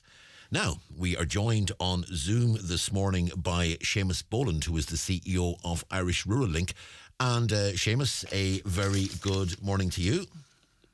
Good morning. I hope you can hear me. Nice to be on your show. We certainly can. And I have to say, Seamus, it's lovely after weeks and weeks of rain and fog and mist and gunk to actually see somebody speaking to us on Zoom outside in the backyard. And it's lovely. It's lovely to see you can actually do it outside for once. A bit of sunshine. I was trying to find a quiet place as well. But there's lovely sunshine and it's quite beautiful. It's a great link and it is great to see it. Seamus, you're making the point that in order to allow people access the school transport scheme, the requirement is they have to be at least 3.2 kilometres away from the school. You believe, given where we are with fuel costs, given where we are with the cost of living crisis, that needs to be reviewed. Absolutely. It's an incredible anomaly and it doesn't really make sense in any type of government policy. Even if you take climate change, what it means for the parents listening to your show is that they're going to have to find a way of getting their child to the school every morning and that means another car. So straight away you need the second car for certain. It also discommodes parents where they may be two parents and both have jobs. That's a problem. This idea that somehow they can cycle and walk, well, anybody who knows the roads, rural roads, and I know Donegal very well, been up there many, many times. The roads in Donegal are no different than the roads in the Midland or anywhere else. They're not suitable for children cycling or walking. So you have to have a car. So the current policy is against safety. It is against climate change. It breaks every government policy I can think of. And we don't understand why it cannot be corrected. We heard yesterday that there has been a problem. Well, we knew for a couple of days there's been a problem getting, in particular, pupils with special needs and disability access and so on to school because they didn't have enough drivers and they couldn't get the staff recruited in order to bring them. Now, if your call for the 3.2 kilometre restriction to be relaxed were to be adopted, that's going to mean an awful lot more school buses, both within the Bus Éireann fleet and within the private sector as well, who are then contracted out by Bus Éireann to provide the services. Are you confident they'll be able to get the buses, they'll be able to get the drivers, and they'll be able to actually put that infrastructure in place, given that from what we're hearing from Bus Éireann, the infrastructure as it stands is already creaking at the seams? Yeah, yes, absolutely in agreement with you there. It is creaking, and I know we're getting calls of schools with the existing criteria are informing their children or the parents of their children that they can't supply buses. So it's in a chronic state at the moment. The first thing to say is if our anomaly that we're asking to be dropped, in some cases it certainly would mean more buses and more drivers, but also it doesn't mean it in all cases, because you do have situations where buses are passing by households with half-empty buses, and so it's not necessarily a demand for greater buses. But let's get back to basics here. The whole school transport program, which comes up every year at this time of the year, and your program and many others, is the Cinderella of education. It is simply not resourced. There's no thinking going into it. And the reason we have lack of capacity, the reason we haven't the same number of buses, is because nobody actually thinks about completely reviewing it. And really, it's not a good reason to do that. You can't do something good that's essential. It's not a good reason to say, well, actually, the system is so creaking, it's not able to deal with what it already has. We really need a complete rethink. The other issue, of course, is, and you'll be well familiar with this as we are here, and as you say, yes, indeed, calls come in this time of year. You can always be pretty much guaranteed you'll get, on this show, you'll get at least a week out of school transport and on the news as well. It's pretty well guaranteed. But there's another element, because we're talking about the school transport scheme, which is something that certainly a lot of families qualify for. But on top of the school transport scheme, you also have the discretionary scheme, which is where if there is spare capacity in the fleet, then families can buy places on the bus for a set fee. And that's where it really starts to in a sense, fall apart, because, you've got so much discussion on the discretionary thing, and people may have got tickets last year but couldn't get tickets this year. One member of the family got a ticket, a second member of the family didn't get a ticket. That once you move into the discretionary part of the equation, that's when it really starts to fall apart, because you're talking about what is supposedly supplementary and additional capacity. So not only do they now have to fulfill their obligations under the school transport scheme, but they've got to meet what is growing demand under that discretionary supplementary scheme. Yeah, and the discretionary scheme, in my opinion, was always a strange one, and it was always an Irish solution to an Irish problem, and it doesn't work, and that's the problem. It just doesn't work. It's also a kind of an unequal, depending on your resources, depending on whether you can afford it or not. But the real problem here is there shouldn't need to be a discretionary scheme. For example, let's take another policy change this year. fares were reduced on Dublin bus, Éireann Road Air and all of that. And it has made a huge difference in the way people use public transport. We have a school transport system that has so many alleyways and so many criteria attached to it that actually parents need a PhD to understand it. The discretionary system actually should go, and free transport or transport should be available to every child who wants to go, who is going to school, because it's not working, it's not workable, and it causes huge confusion. And also, a child getting on the bus, one child is paying, the other isn't. There's something about that strikes to me as inequality as well. So, that's why that whole scheme needs serious review. As you've said, you'd need a PhD to understand the schemes. We've actually had one this morning on the programme where someone's been told, having bought the discretionary ticket, they've been told by the bus company, and this is a new one on me, I don't know if you've ever heard this one before, they've been told, we can get the child to school, but we can't get them home. Which is, I think you're talking, we're in faulty towers lands here at the moment. It's making it up as you go along. It's trying to figure out something. And fairness to those stuck with it, the bus companies or even the school principals, they're trying to deal as best they can with a situation that is not fit for purpose, that is broken. So it's not fair to blame them too much. But yes, I have heard that one. I've had worse.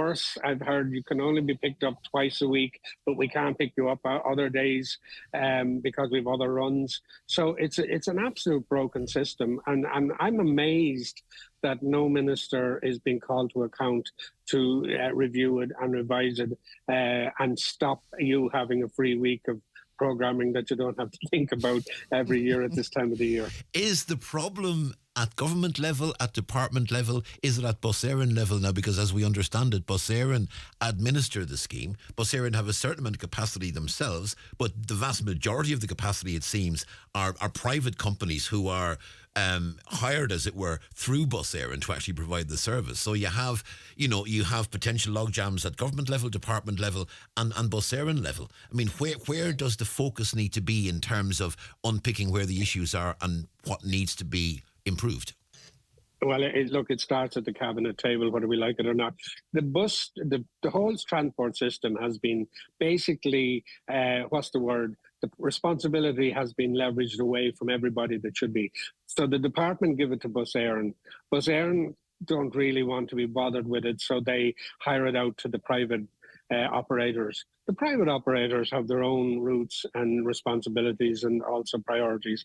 So nobody is taking charge of it. Nobody is able to say to Bus Éireann, hey, we gave you a contract to deliver a school transport system.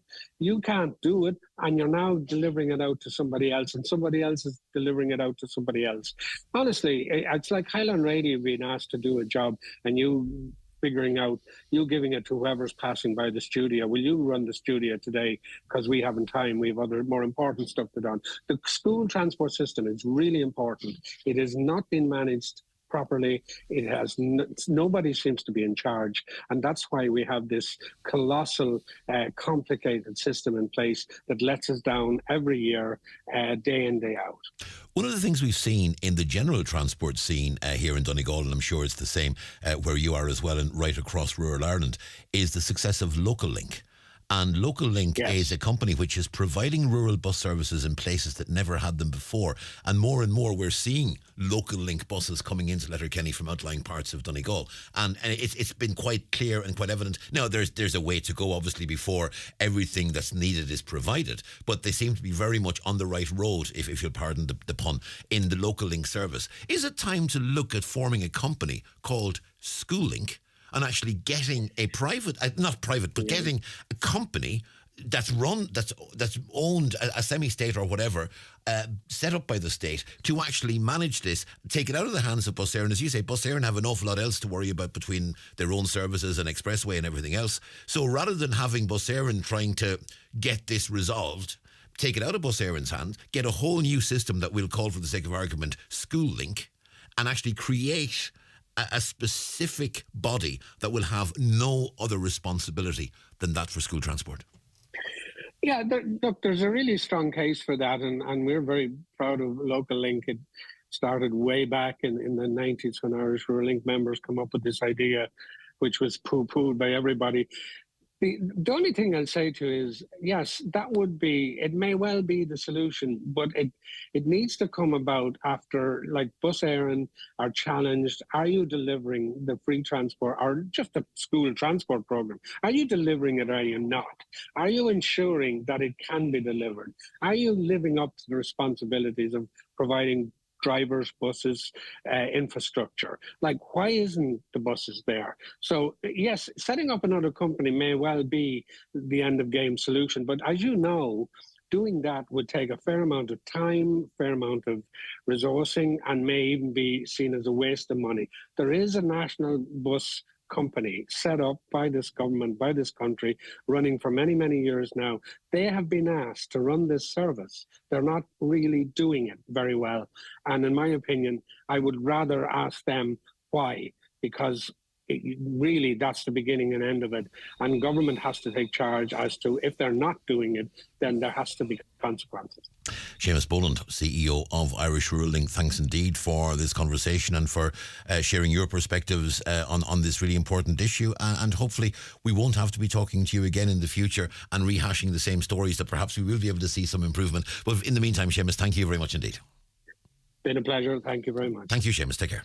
The 9 till noon show in association with Fit20 Letterkenny. Get fitter and stronger in just 20 minutes. Train once a week with a personal trainer in a climate-controlled gym. Increase strength at any age. Visit fit20.ie to book your free session. Do you need a little extra help staying in your home? At Bluebird Care, we offer a wide variety of QMark-approved personalised home care services across Donegal. And our fully trained and committed staff will always meet your care needs with kindness, compassion and dignity. To get your personal home care assessment plan, visit bluebirdcare.ie or call our care team today on 07491 29562 and bring care home. Are you building a new home? Building requirements state that you must install a radon barrier. At FF Radon Systems, we supply and professionally install the fully certified barrier. For more information, call Liam at FF Radon Systems on 086 833 2749. Well, Grace, how are you today? I'm good. I've just been down to the Made to Measure Fireplaces showroom in Creasla. They have an incredible selection of over 40 colours for kitchen worktops. And guess what? For a limited time, they're offering a 40% discount on any electric fire when you purchase a worktop there. 40%? That's an amazing deal, Grace. Absolutely. And trust me, if the discount alone doesn't sway you, their huge selection of fireplaces, stoves, wood pellet burners, beams and stone cladding certainly will. Contact Made to Measure Fireplaces Creasla on 074 91 38 365 on Facebook, Instagram and on mtmfireplaces.ie. Are the signs of ageing creeping up on you? Are you not happy with the way you look or feel? At Letterkenny Medics Private Clinic, we're here to help you, offering Botox anti-wrinkle injections, derma fillers, skin bio injections, Botox treatment for grinding and clenching teeth, hyperhidrosis that aids excessive sweating. Let our doctors help bring back your confidence and look after what is important to you. To see what real results really look like, book your immediate appointment with no waiting time at letterkennymedics.ie. Letterkenny Medics, we listen if you want to talk. The 9 till noon show on Highland Radio. We were speaking earlier to Susan Gray about issues on the roads. Caller says, I know a person who's disqualified in Northern Ireland, yet they can drive in Donegal. When are we going to see cross-border recognition? And there's been a lot of discussion on that in recent times. Another caller says, regarding speeding, given the litany of tragic road deaths recently, it's difficult to understand why the state hasn't insisted on cars being fitted with devices that prevent them being driven beyond the speed limit. This would have meant many of the recent deaths could have been avoided. We're told there's been a tweet by Vincent Brown, who speaks sense. Another caller concerned about their NCT. I received an email reminding me my NCT was due on the 1st of October. Went to book online, but I'm unable to get a test until the middle of January. Will I get in trouble for being without NCT during this time if I get pulled over by Gardaí? This isn't my fault, but I'm worried about it. Technically speaking, my understanding is you could, but I think in fairness, Gardaí understand the situation as it stands. What I would do is I would book the NCT immediately, and I would have the booking sheet. I would print it out, I would have it in the car, and if I was ever stopped, and I was in this situation myself in the past actually, where, and it was my own fault, I left it a while, thought, I have a month to go, I'd better book the NCT, and then suddenly I found myself in a situation where I could only get a booking 2.5 months later, and I literally printed out the order form and I had it in the car, and if ever I was stopped I would say, look, I couldn't get an appointment, here is the sheet that proves I have the car booked.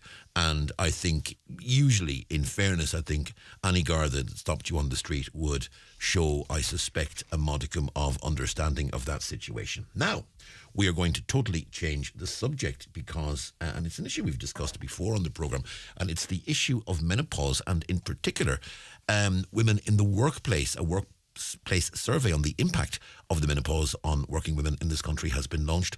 Most recent census statistics show there are now over 1.06 million females in the state aged 45 and over.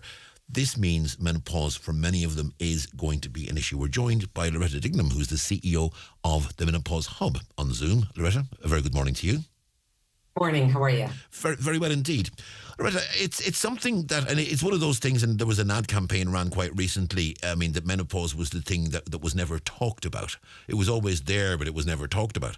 And it is, I'm sure, for many people, and I'm sure there are many women who are going to work, if they are working externally, on a daily basis, and they're trying to hide the fact that one moment they feel they're burning up and the next moment they feel they're a block of ice. Yeah, you're absolutely right. I mean, I set up the Menopause Hub, which was Ireland's first dedicated menopause clinic, just over 4 years ago. And up until that, there was nothing dedicated to menopause. And so we've a couple of clinics, and we're opening a third one in Cork. So we might get to Donegal soon. But we also noticed in conjunction that women were telling us about their experiences in the workplace. And what our survey says is that 70% say there's still a stigma associated with menopause in the workplace, and therefore women are embarrassed, it's taboo, they don't want to be considered that they can't do their job, that their performance would be affected and so on. So don't feel comfortable talking in the workplace about this. In addition, a lot of females would have male bosses, some of them a lot younger, and they would feel also very awkward talking about this situation. I mean, I went through my menopause when I was in the workplace and before I set up the Menopause Hub. And I didn't dare mention it because my perception of a menopausal woman was someone much older than me. I was 49 at the time, thought I was way too young for menopause, to be honest, but was a much older woman who was maybe past it, over the hill, bit of a crazy lady. And I questioned, could she even do her job? And if that was my perception as a woman, I didn't know what my bosses and colleagues' perception would be. So I kept it quiet because it was a negative association that I had in my head. In terms of the experience, and I suppose it's one of those things that has to be said that for every woman, it's going to be a slightly different experience, and there is no one-size-fits-all description. There is no, I know two sisters, both in their late 50s. One went through a situation where they were like a thermostat that was gone completely wrong. The other was like, yeah, grand. And they're sisters, and it was a completely different experience for the two. Now, as it happens, the one that was going through the very, and she was getting the hot flushes, and there was times she would get 5-6 hot flushes a day. She happened to be working remotely in her own in her own home, so she was able to get through that. But she said there was sometimes she had to sit there with a window open and practically put sort of frozen peas, on her chest. There was other times when, she was freezing, but she got through it. But she was able to get through it in the privacy of her own home, and she was able to do everything she needed to do. And that would include sticking her head in the freezer from time to time. But in a workplace, that's going to be far more difficult. Exactly. So we do hear that from women. And I suppose COVID was the menopausal woman's friend in that she could control her environment, her circumstances. However, the only thing I'd say is that, and I had 20 or 30 hot flushes a day, every day for 3 years, as well as night sweats and hot flushes at night. But I went on hormone replacement therapy eventually, which I was terrified of. But once I got the information and was able to learn that a lot of the information is myth rather than fact, that helped me with that. But just to say to anybody out there is that there's actually over 40 symptoms of menopause, and hot flushes is only one of them. Yeah. So everyone thinks if they don't have hot flushes, they didn't go through menopause. Well, the reality is that there's so many other symptoms out there, including anxiety, depression, insomnia, fatigue, dizziness, headaches. The list goes on. And on our website, the Menopause Hub, you can see a symptom checker with those 40 plus symptoms.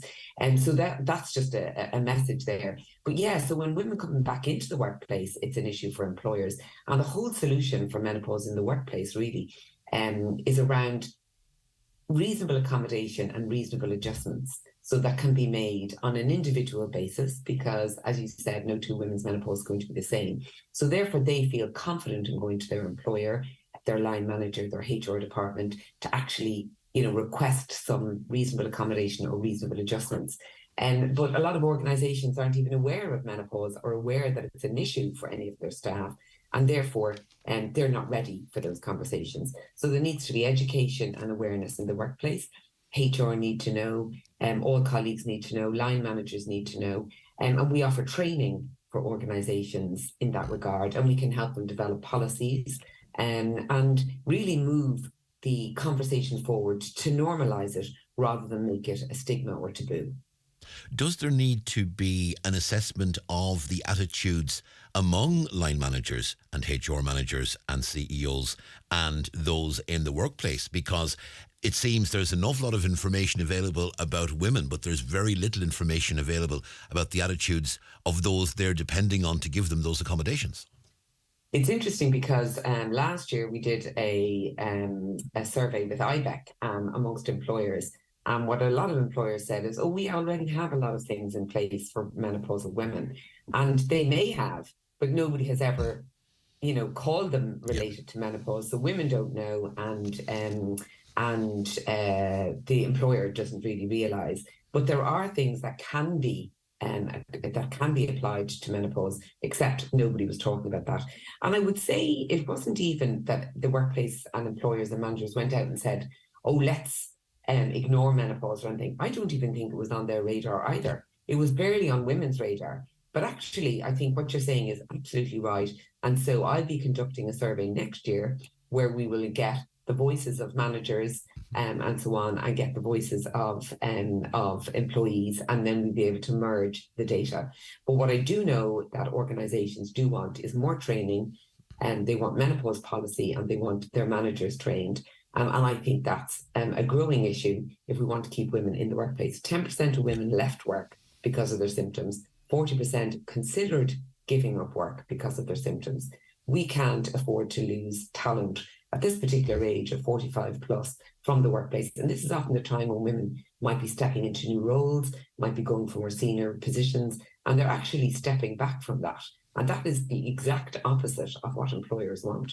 Loretta Dignam, the CEO of the Menopause Hub. Thank you very much indeed for speaking to us this morning. Thank you, Loretta. That's Loretta there, the CEO of the Menopause Hub. And I suppose really the most important thing right now is you have to have a situation where a woman is comfortable going to her line manager or CEO or HR director and saying, look, this is the situation I'm in. And if you haven't got that sort of situation going, then you have an issue. Going to take a short break. News after these. The 9 till Noon Show in association with Fit20 Letterkenny. Get fitter and stronger in just 20 minutes. Train once a week with a personal trainer in a climate-controlled gym. Increase strength at any age. Visit fit20.ie to book your free session. The Rent-A-Room Relief Scheme is now open, and you could earn up to €14,000 a year tax-free by renting a room in your home to a student. This scheme is open to everyone and won't affect your payments if you're in receipt of social welfare support. Find out more at gov.ie/room for a student, an initiative of the Government of Ireland. For the biggest names in perfumes and aftershaves, visit McGee's Chemist Letterkenny. Dior, Armani and Hugo Boss, Victor and Rolf, Marc Jacobs and Lancôme. Also Gucci, Yves Saint Laurent, Prada and many more. From timeless classics to celebrity favourites, there's a perfume or aftershave for everyone at McGee's Chemist Letterkenny and online at mcgees.ie. There's bingo night at Halfway House Bingo Burnfoot. Doors open at 7:30 with eyes down at 8:30. €2,500 must go. The snowball is now €1,450 on 45 numbers or less. If you're not in, you can't win. That's Halfway House Bingo tonight at 8:30. House to Home Bridgend, Donegal. Our modest front door opens onto 2 floors of Irish-made furniture, suites, beds, mattresses, dining and occasional furniture. Step into our showroom and see how we can transform your house into a home. House to Home furniture, flooring, slide robes and interiors, Bridgend, Donegal.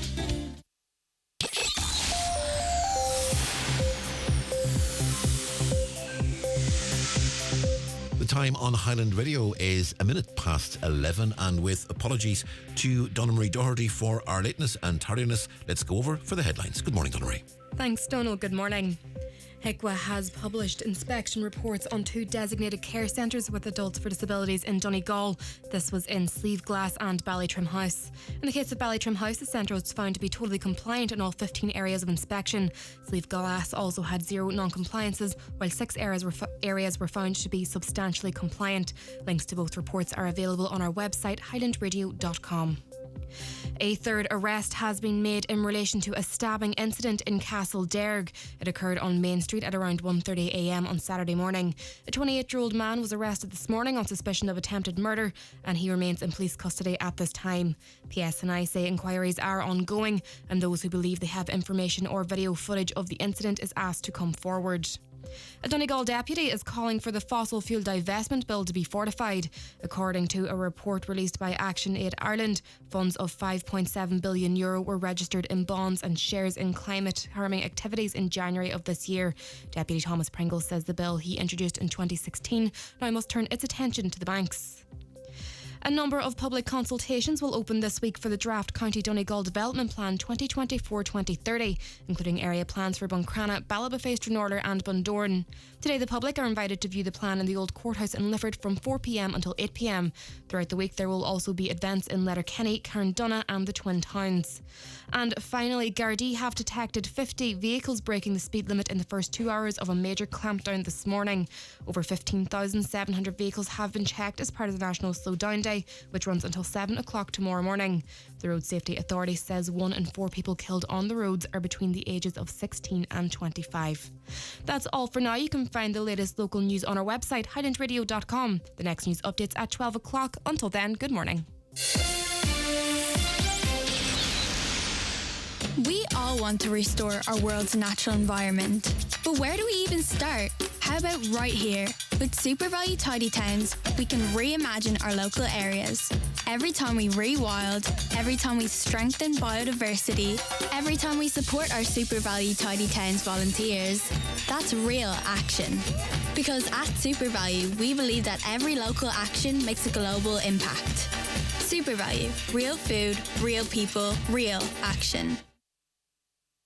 This is the 9 till noon show on Highland Radio. It's Donal Kavanagh with you on the show until midday, which is pretty much the next hour. It is just after 11 on a Monday, which means it is time for our preview of tonight's DL debate, joined on Zoom by the wonderful Brendan Devaney. Brendan, good morning to you. Good man, Donal. How's things? Oh, grand, thank you. Brendan, a good weekend of GAA again, and I suppose I'm sure you're an unbiased reporter, but you'll have enjoyed that Unions game. Oh, yeah, well, kind of, don't you know when it's so lopsided like that? You know, I know the Ardra lads very well. They're a great bunch, but it's difficult when a team gets taken apart like that. You know, there's probably nothing great in St. Unions in terms of learning and that other. So we have some of these, you know, mismatches in this championship. You know, it's a big group system.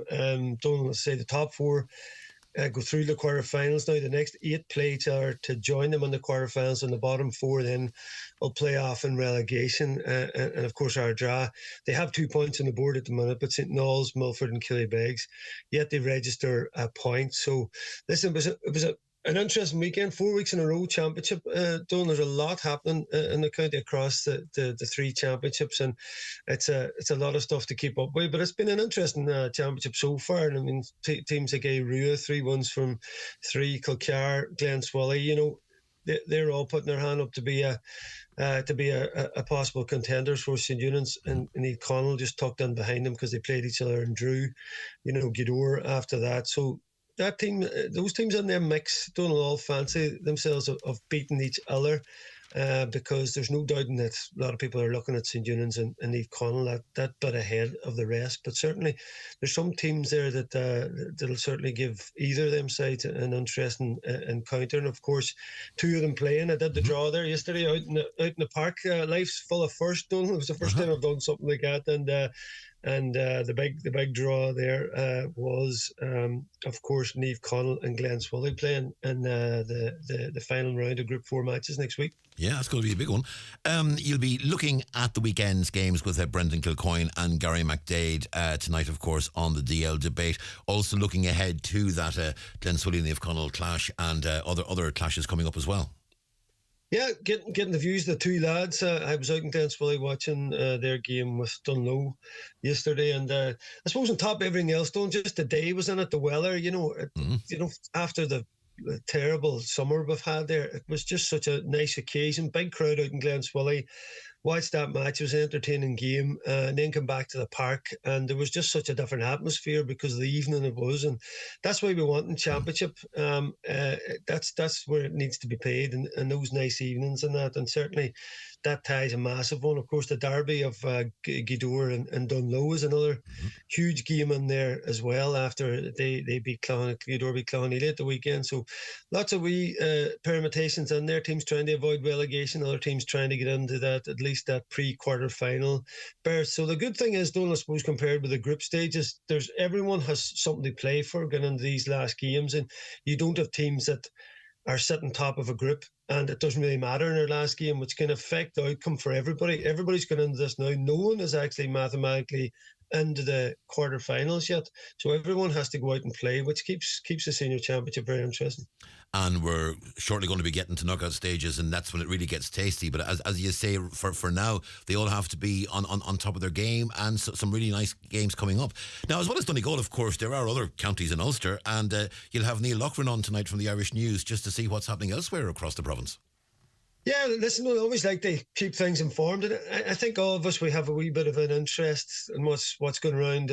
Obviously, Tyrone hasn't kicked off yet, but what's happening in around the provinces, and of course the bigger teams out there. You think of the likes, obviously Glen, Ulster champions, how they're getting on. The likes of, Ballybay won Monaghan last year. They're looking like they're in a relegation this year. Kilcoo, of course, Carol Lacey's up there now. They had a big result at the weekend and that. So just, chat to Neil, just look and see how they're shaping up, because you still have this thing where it's interesting from our own perspective, who comes out of Donegal and who they're going to meet in Ulster and how those bigger sides are getting on. And there in particular, I had a good chat to Aaron Kiernan last night about the Armagh Championship. He's still playing me Cross McGlen, and very interesting the different championships done. Like in Armagh, for example, the league feeds into the championship, so where you finish in the league gives you a seeding for the championship, because our own league there was, there wasn't a lot to play for in it, and no one was taking that big of interest in it leading into the championship. So different counties have different things going on, so myself and Neil's going to have a chat about that as well. Finally, Brendan, just something I was wondering, given that we had the announcement of Jim McGuinness taking over the county quite recently, obviously it's going to be a while before the National League, it's going to be a while before we get into the business end of inter-county football again, but was there any noticeable sort of atmosphere around the various grounds at the weekend? A sense of excitement that McGuinness is back, a sense of excitement that maybe there's something in the offing, and were people maybe putting in the extra bit of effort, were people putting in the extra bit of work just to stake their claim for inter-county place?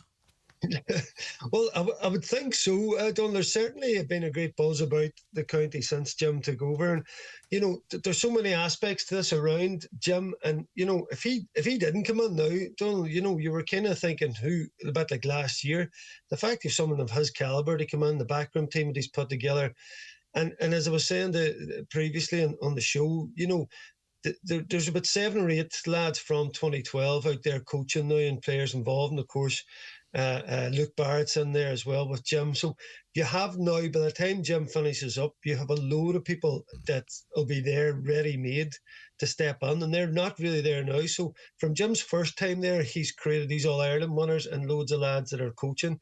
And now from his second tenure, he'll have ready-made guys to come in as well. So there's so many sides to Jim taking over, and it's all positive and it's all great. There's no doubt he'll get a lift from the lads, and we're just blessed that we have him and that he's taking the time to come back and take our team again.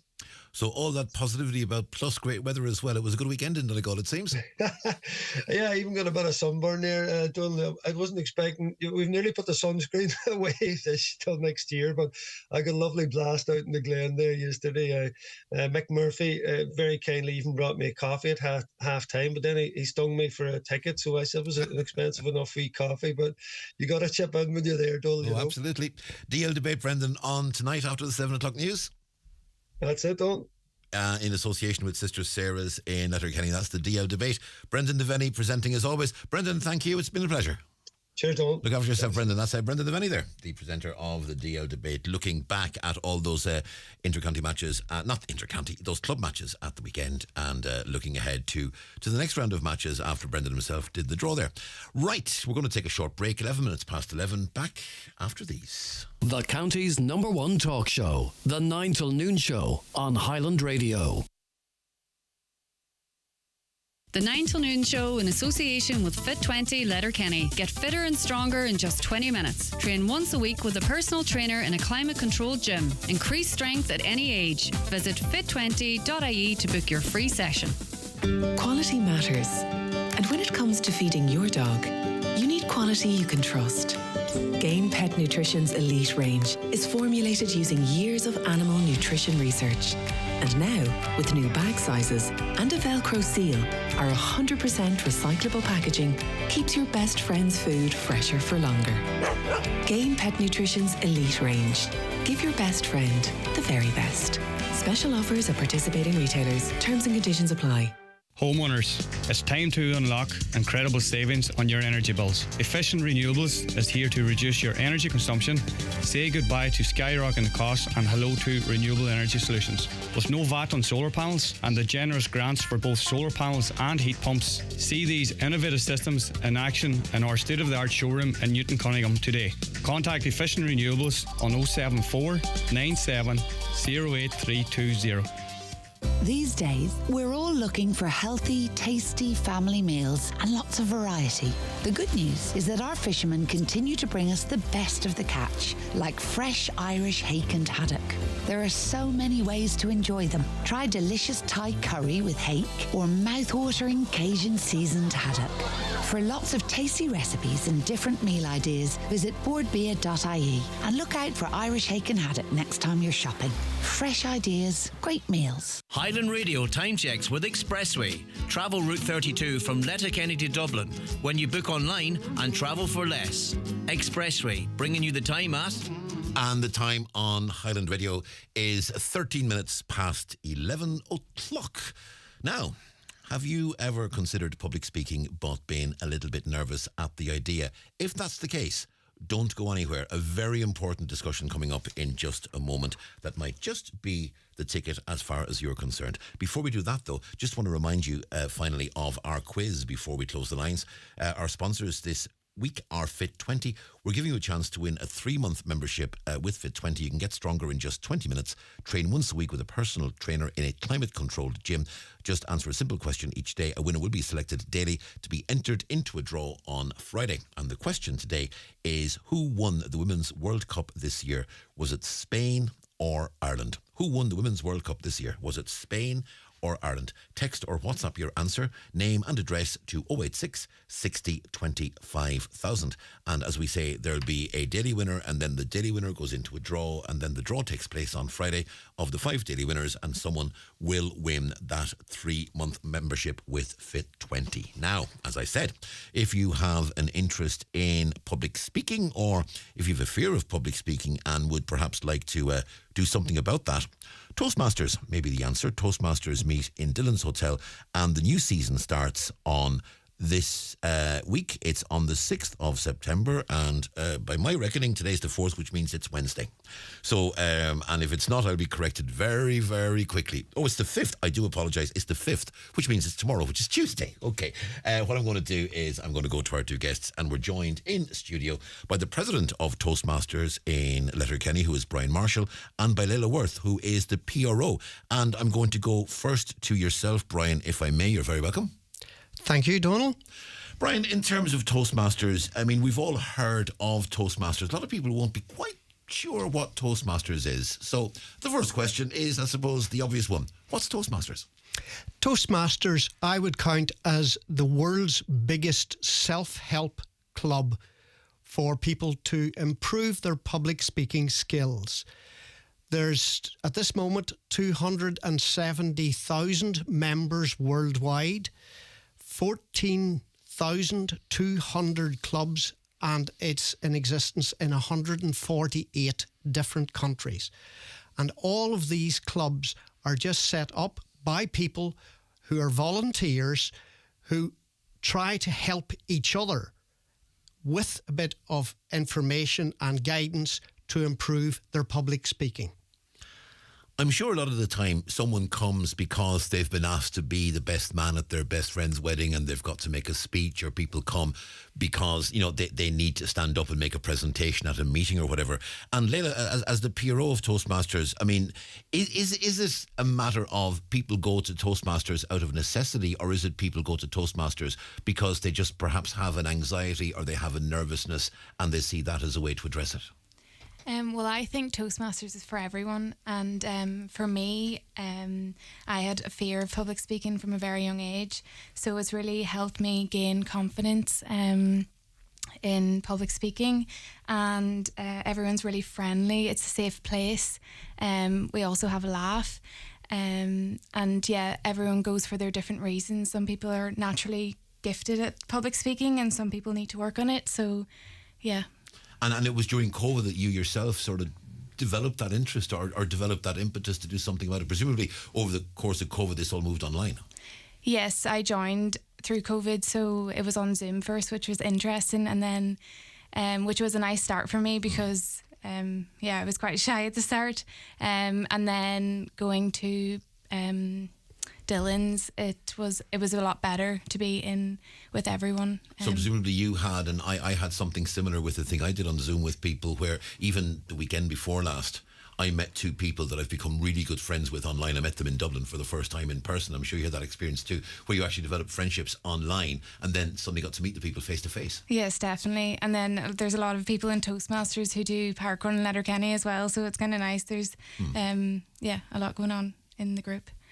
Brian, from the point of view of Toastmasters, it's an interesting one because it comes from the community. It is an international organisation, but the local club is very much a local club. This isn't somebody coming in from outside and sort of imposing a philosophy or imposing something. This is very much local people coming together and doing it themselves.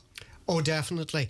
The thing is that although the main Toastmasters programme, and once you join up, you get access to a lot of information and video back up to improve your learning and make suggestions. When it comes to the person themselves, everybody has their own individual style, and we're not out to change that. But if we can improve, tweak, and give you the confidence to stand up and make your own best presentation, that's what we want to achieve. And we achieve it with just everybody pointing out what you're doing well and what, in their opinion, as members, we would suggest to an individual to maybe improve their public speaking skills. And practice will build up that confidence that, hey, I'm doing my best, the best that I can, and this club is helping me do that. Is it the case that most people are actually far better at public speaking than they think they are? And that one of the biggest things you have to overcome when you first join is almost that mental block that people have where they think, I can't do this, no one's going to listen to me, no one's going to pay any attention to me, when in fact they're actually far better equipped than they themselves believe. Oh yes, I would agree totally that 90% of our members come to us and they are scared stiff of speaking. The joke has always been made that in statistics, 70% of people said that they were more scared of public speaking than they were of death, which means that if you were standing at a funeral, you'd rather be in the box than giving the oration. But really, whenever it comes to that, there are people who are really, really scared. They have a story to tell and they haven't the means to put it out there. Toastmasters, where everybody is rooting for you to improve your skills, is the perfect venue to get over that nervousness and gain some confidence in your own ability. And Leila, I suppose you're the proof of that, because you've said over COVID, which is what, 3 years ago perhaps at the tops, you were nervous to the extent that you had to go looking for some help, and you found that through Toastmasters. And what change has it made for you in terms of both your own self-confidence and your own ability to get what you have to say and what you want to say across to other people? Well, even at university, I avoided any modules that had public speaking. So I was so afraid of public speaking, and I think I did take maybe a bit slower, and it's still a continuous journey. But I definitely feel like I've gained a lot of confidence. I mean, I still get really nervous before speeches, but you feel really. You feel like you've accomplished something after you've done each speech, and the first one only has to be about 4 minutes, so it's not a huge thing. Sometimes it feels like it, but And it's not just like the best man's speech or standing up to make an after dinner speech in a situation where perhaps you're a chair of an organisation or whatever. This also holds for meetings, for workplace discussions. This it isn't just standing up in a big huge hall and making a speech. This could be just making a presentation to 8 people. Yes. I mean, it goes right down to that level. Yeah, and the good thing about it is, though, that you can pick what you want to talk about, so it could be anything that you're interested in. And like I've been learning how to weave the past 2 years in Donegal with one of the masters in Ardra, John Hina. So I did my first speech on that, so it was quite nice to do something that I was interested in. And there's so many different topics that people talk about it, and they're really interesting. Yeah. And I suppose, Brian, too, people move at their own pace. I mean, I know you do have sort of competitions and symposiums, and you get together with Toastmasters from other areas, and there are national events and so on and so forth, but people will move at their own pace. I'm sure some people develop to the point where they're actually maybe ready to stand up and make a speech at a regional gathering, others perhaps not so quick. But it's not a matter of you have to do X, Y and Z at this time. It's a matter of you move at your own pace. It is a matter that you move at your own pace. And the other thing is, once you start, the first thing we try to do is get you into what we call a path. And the Pathways program is designed where you do a questionnaire whenever you come in to be a member.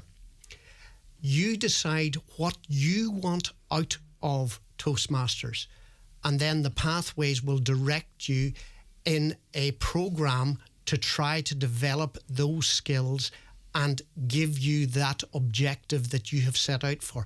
Now, say we have had people who have just joined to do a wedding speech. We are targeting transition year students this year because we think that you need interview skills. And there's a lot of people that are excellent candidates but just can't put themselves across whenever it comes to an interview or whenever it comes to the workplace, that they can't put across their ideas. This is the sort of people we like to see coming in because we can see improvement on them week after week. Yeah. And I suppose that then begs the question, how many great ideas have been lost in business? How many great potential employees who would have made a real difference have been lost to companies because the person with the idea or the person with the skills just didn't get it across? at the interview or at the presentation. And I mean, and I'm sure we have lost great ideas over the years because it just wasn't transmitted. Yes, I would agree again, because whenever you see that Primerica, which used to be in the town, were an American corporation, they could see the value of teaching their employees how to communicate. And Primerica had a very active Toastmasters club, but unfortunately they lost that whenever Tata took them over. We now have some of the Primerica people in our club because they saw the benefit of the continuing practicing of public speaking and the continuing getting feedback to improve and tweak and sell yourself the best way that you possibly can. Lila, in terms of self-confidence, I mean, what difference does it make to you knowing that you have that skill now and knowing that you have a bit more confidence, you know, just to stand up and say something or to speak? I mean, in terms of your overall self-confidence, how much of a difference has it made? Yeah, I feel like it's made a huge difference, but also I still have a long way to go because I've only done about 4 speeches in the past few years because it's taken me that long. But everyone's been really supportive, and anytime you do get up, you get a really good round of applause and you get feedback on how you can improve and what you did well. And so I definitely feel like I don't know if I'm ready to speak in front of hundreds of people yet, but yeah. But if someone had told you in 2020 that within 3 years you will stand up and make 4 speeches in public, would you have believed them? No. No way.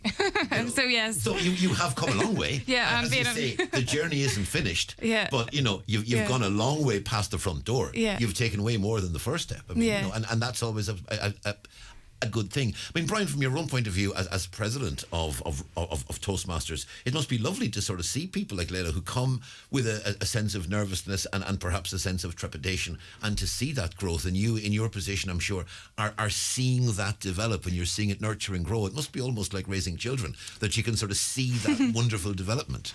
No, not that I'm suggesting there's that much of an age gap. Well, you know what I mean. Yes, of course, Donal, I know what you mean. And yes, we as members love to see other members progress, because that's the total crux of the reason for us existing. It's a safe space where everybody can help everybody else improve. Yeah. And my problem wasn't actually that I was afraid of public speaking. I joined Toastmasters for a completely different reason, because I'm almost deaf in the top frequencies, and I was an awful listener. I could rabbit on, but I couldn't understand and wasn't getting the real meaning of what people were telling me.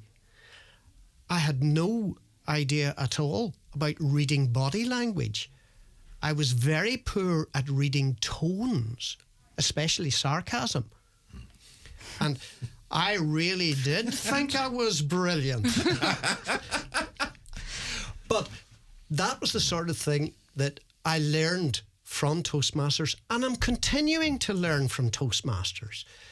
So it's not just public speaking, but it's also all the other presentation skills that you need as well. And down the line, it also helps improve your leadership skills, because you can take on roles within the company and within the club and get experience. And again, there's online video backup for absolutely every role that you want to take on in the club, from speaking to president. And as you said, it's a safe space, and you know, people will nurture and grow, and I'm sure someone is going to stand up at some point, and maybe someone's going to freeze. And the important thing is that if that happens to them, everybody else in the room knows what they're going through, and everybody else in the room is going to support them and ensure that it doesn't become a blockage. And that level of support and that level of understanding. And I think if people realise that they're with people who are in the same situation that they are, rather than believe they're in some sort of hostile environment. And as you said, it's supportive, and that's really important element of it. And as you say, it's great to see the successes, but what's also maybe equally important is maybe when someone, you know, makes the effort and doesn't quite get there on the first occasion, you know they're going to be supported, they're going to be nurtured, they're going to be helped, they're going to be encouraged, and eventually they will stand up and do it.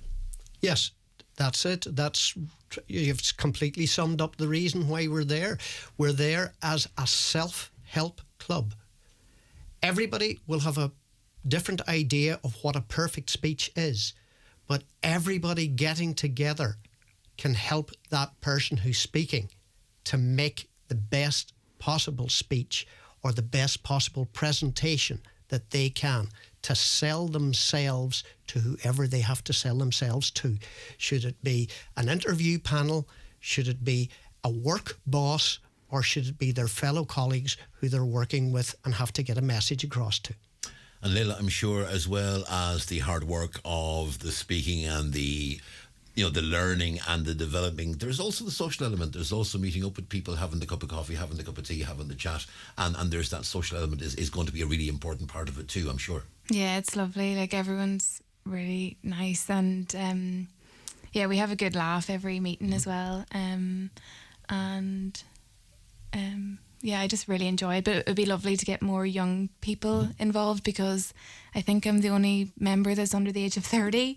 So it'd be nice to get more. Okay, well, we'll put that cut out. And you did say you're targeting specifically transition year students, Brian, as well. So, you know, that's good to hear. Listen, Brian Marshall, who's the president of Toastmasters Letterkenny, Leila Worth, who is the PRO of Toastmasters in Letterkenny. Yeah, and I bet if someone had told you 3 years ago you'll be the PRO of Toastmasters, you wouldn't have believed that either. Yeah, or been on Highland Radio. Hey, you've just done it.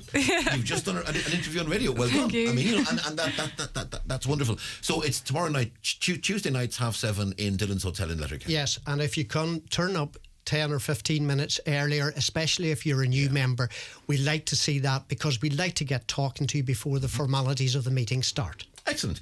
Brian, Leila, thank you both very much indeed.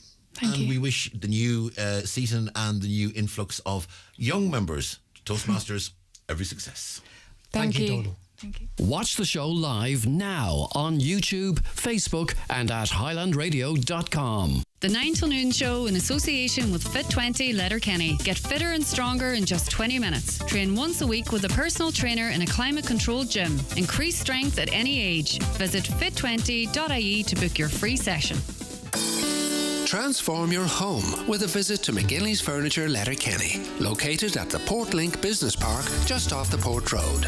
You'll find a huge selection of top quality suites, beds and mattresses, also slide robes and custom-made dining and occasional furniture, with prices to suit every budget. See the great choice for yourself at our showroom, McGinley's Furniture, Portlink Business Park, Port Road, Letterkenny. Click mcginleysfurniture.com. Dunstore's Double Savers gives you new ways to shrink your bill. Save in the aisles on fresh ingredients for delicious teriyaki salmon bowls. Step 1. Pick up a 2-pack of salmon darns, just €4. Step 2. Marinate, then sear in a hot pan. Step 3. Steam your broccoli and cut a 69-cent avocado. Step 4. Serve over basmati rice, just 65 cents for 250 grams. Then save at the till with our 5 off 25 grocery vouchers. Dunnes Stores. Always better value.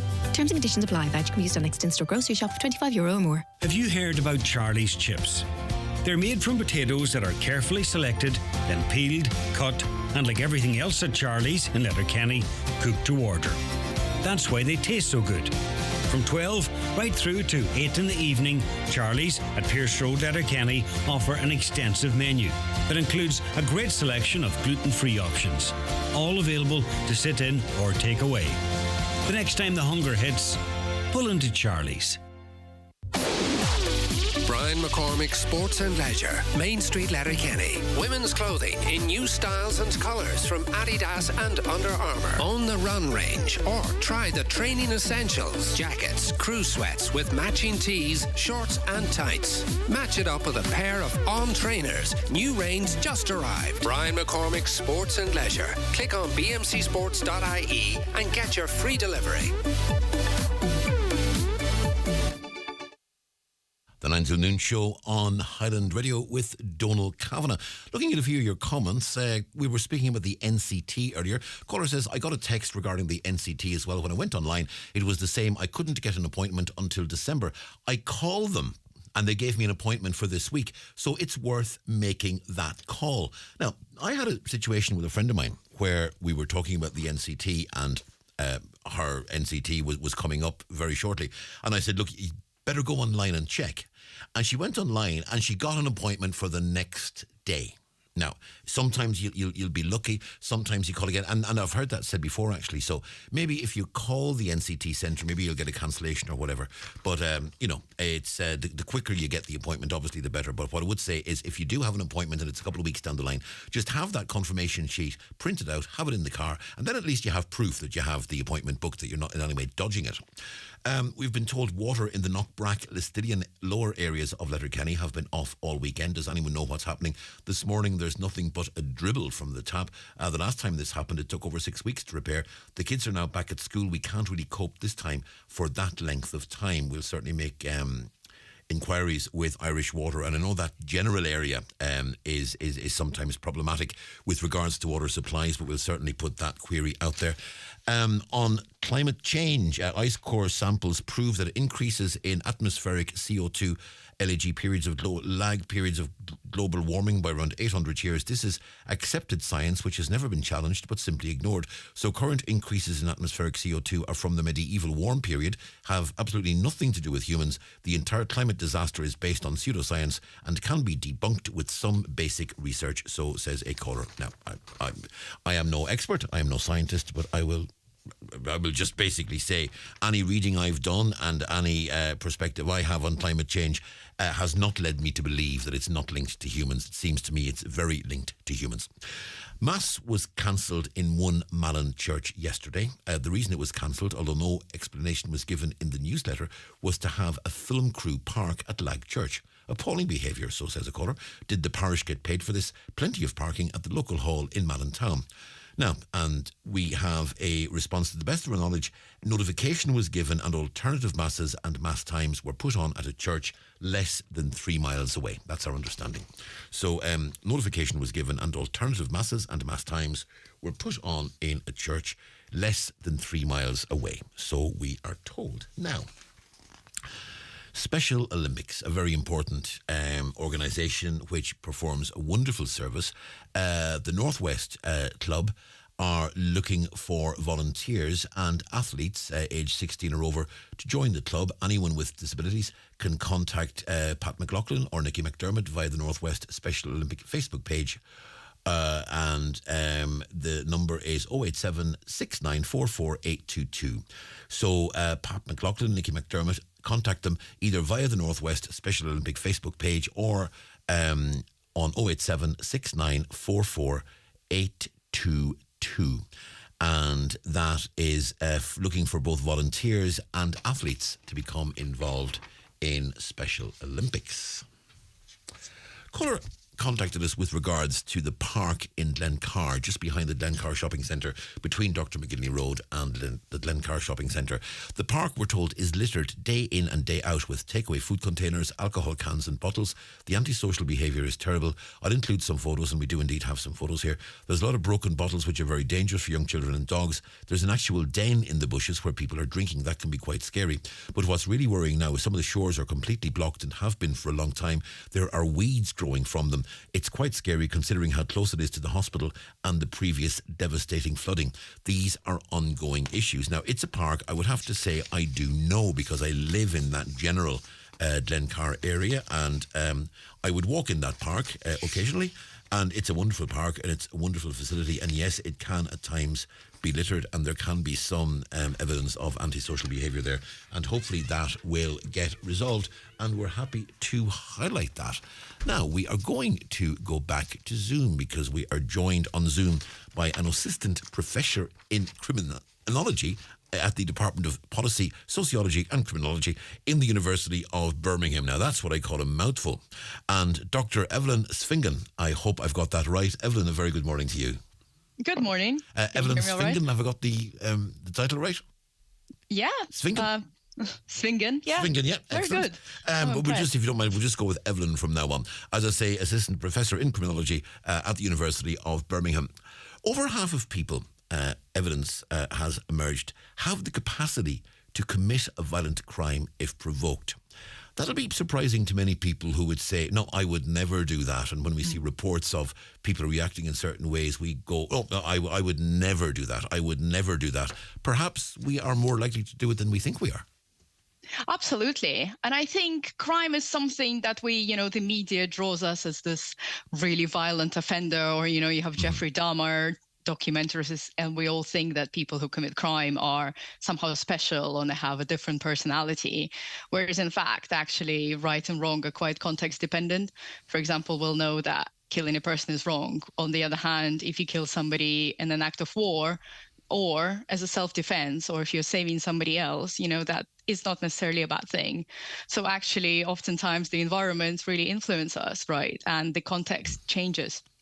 And so what I did in my experiment, I just gave people hypothetical scenarios, and I said, so here's the situation, would you punch this person given the circumstances? And once I started changing the circumstances and the environments, more than half of people said that yes, they would definitely consider at least, and will probably punch somebody if the right circumstances presented themselves. And the interesting and perhaps frightening thing is a lot of the scenarios that you used were realistic scenarios. Things like being insulted in the queue for a nightclub and things like that, which is a scenario that people could very often find themselves in.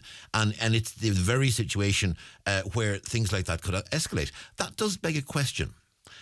Is there a difference in the response based on whether there was or wasn't alcohol involved, or was that part of the study?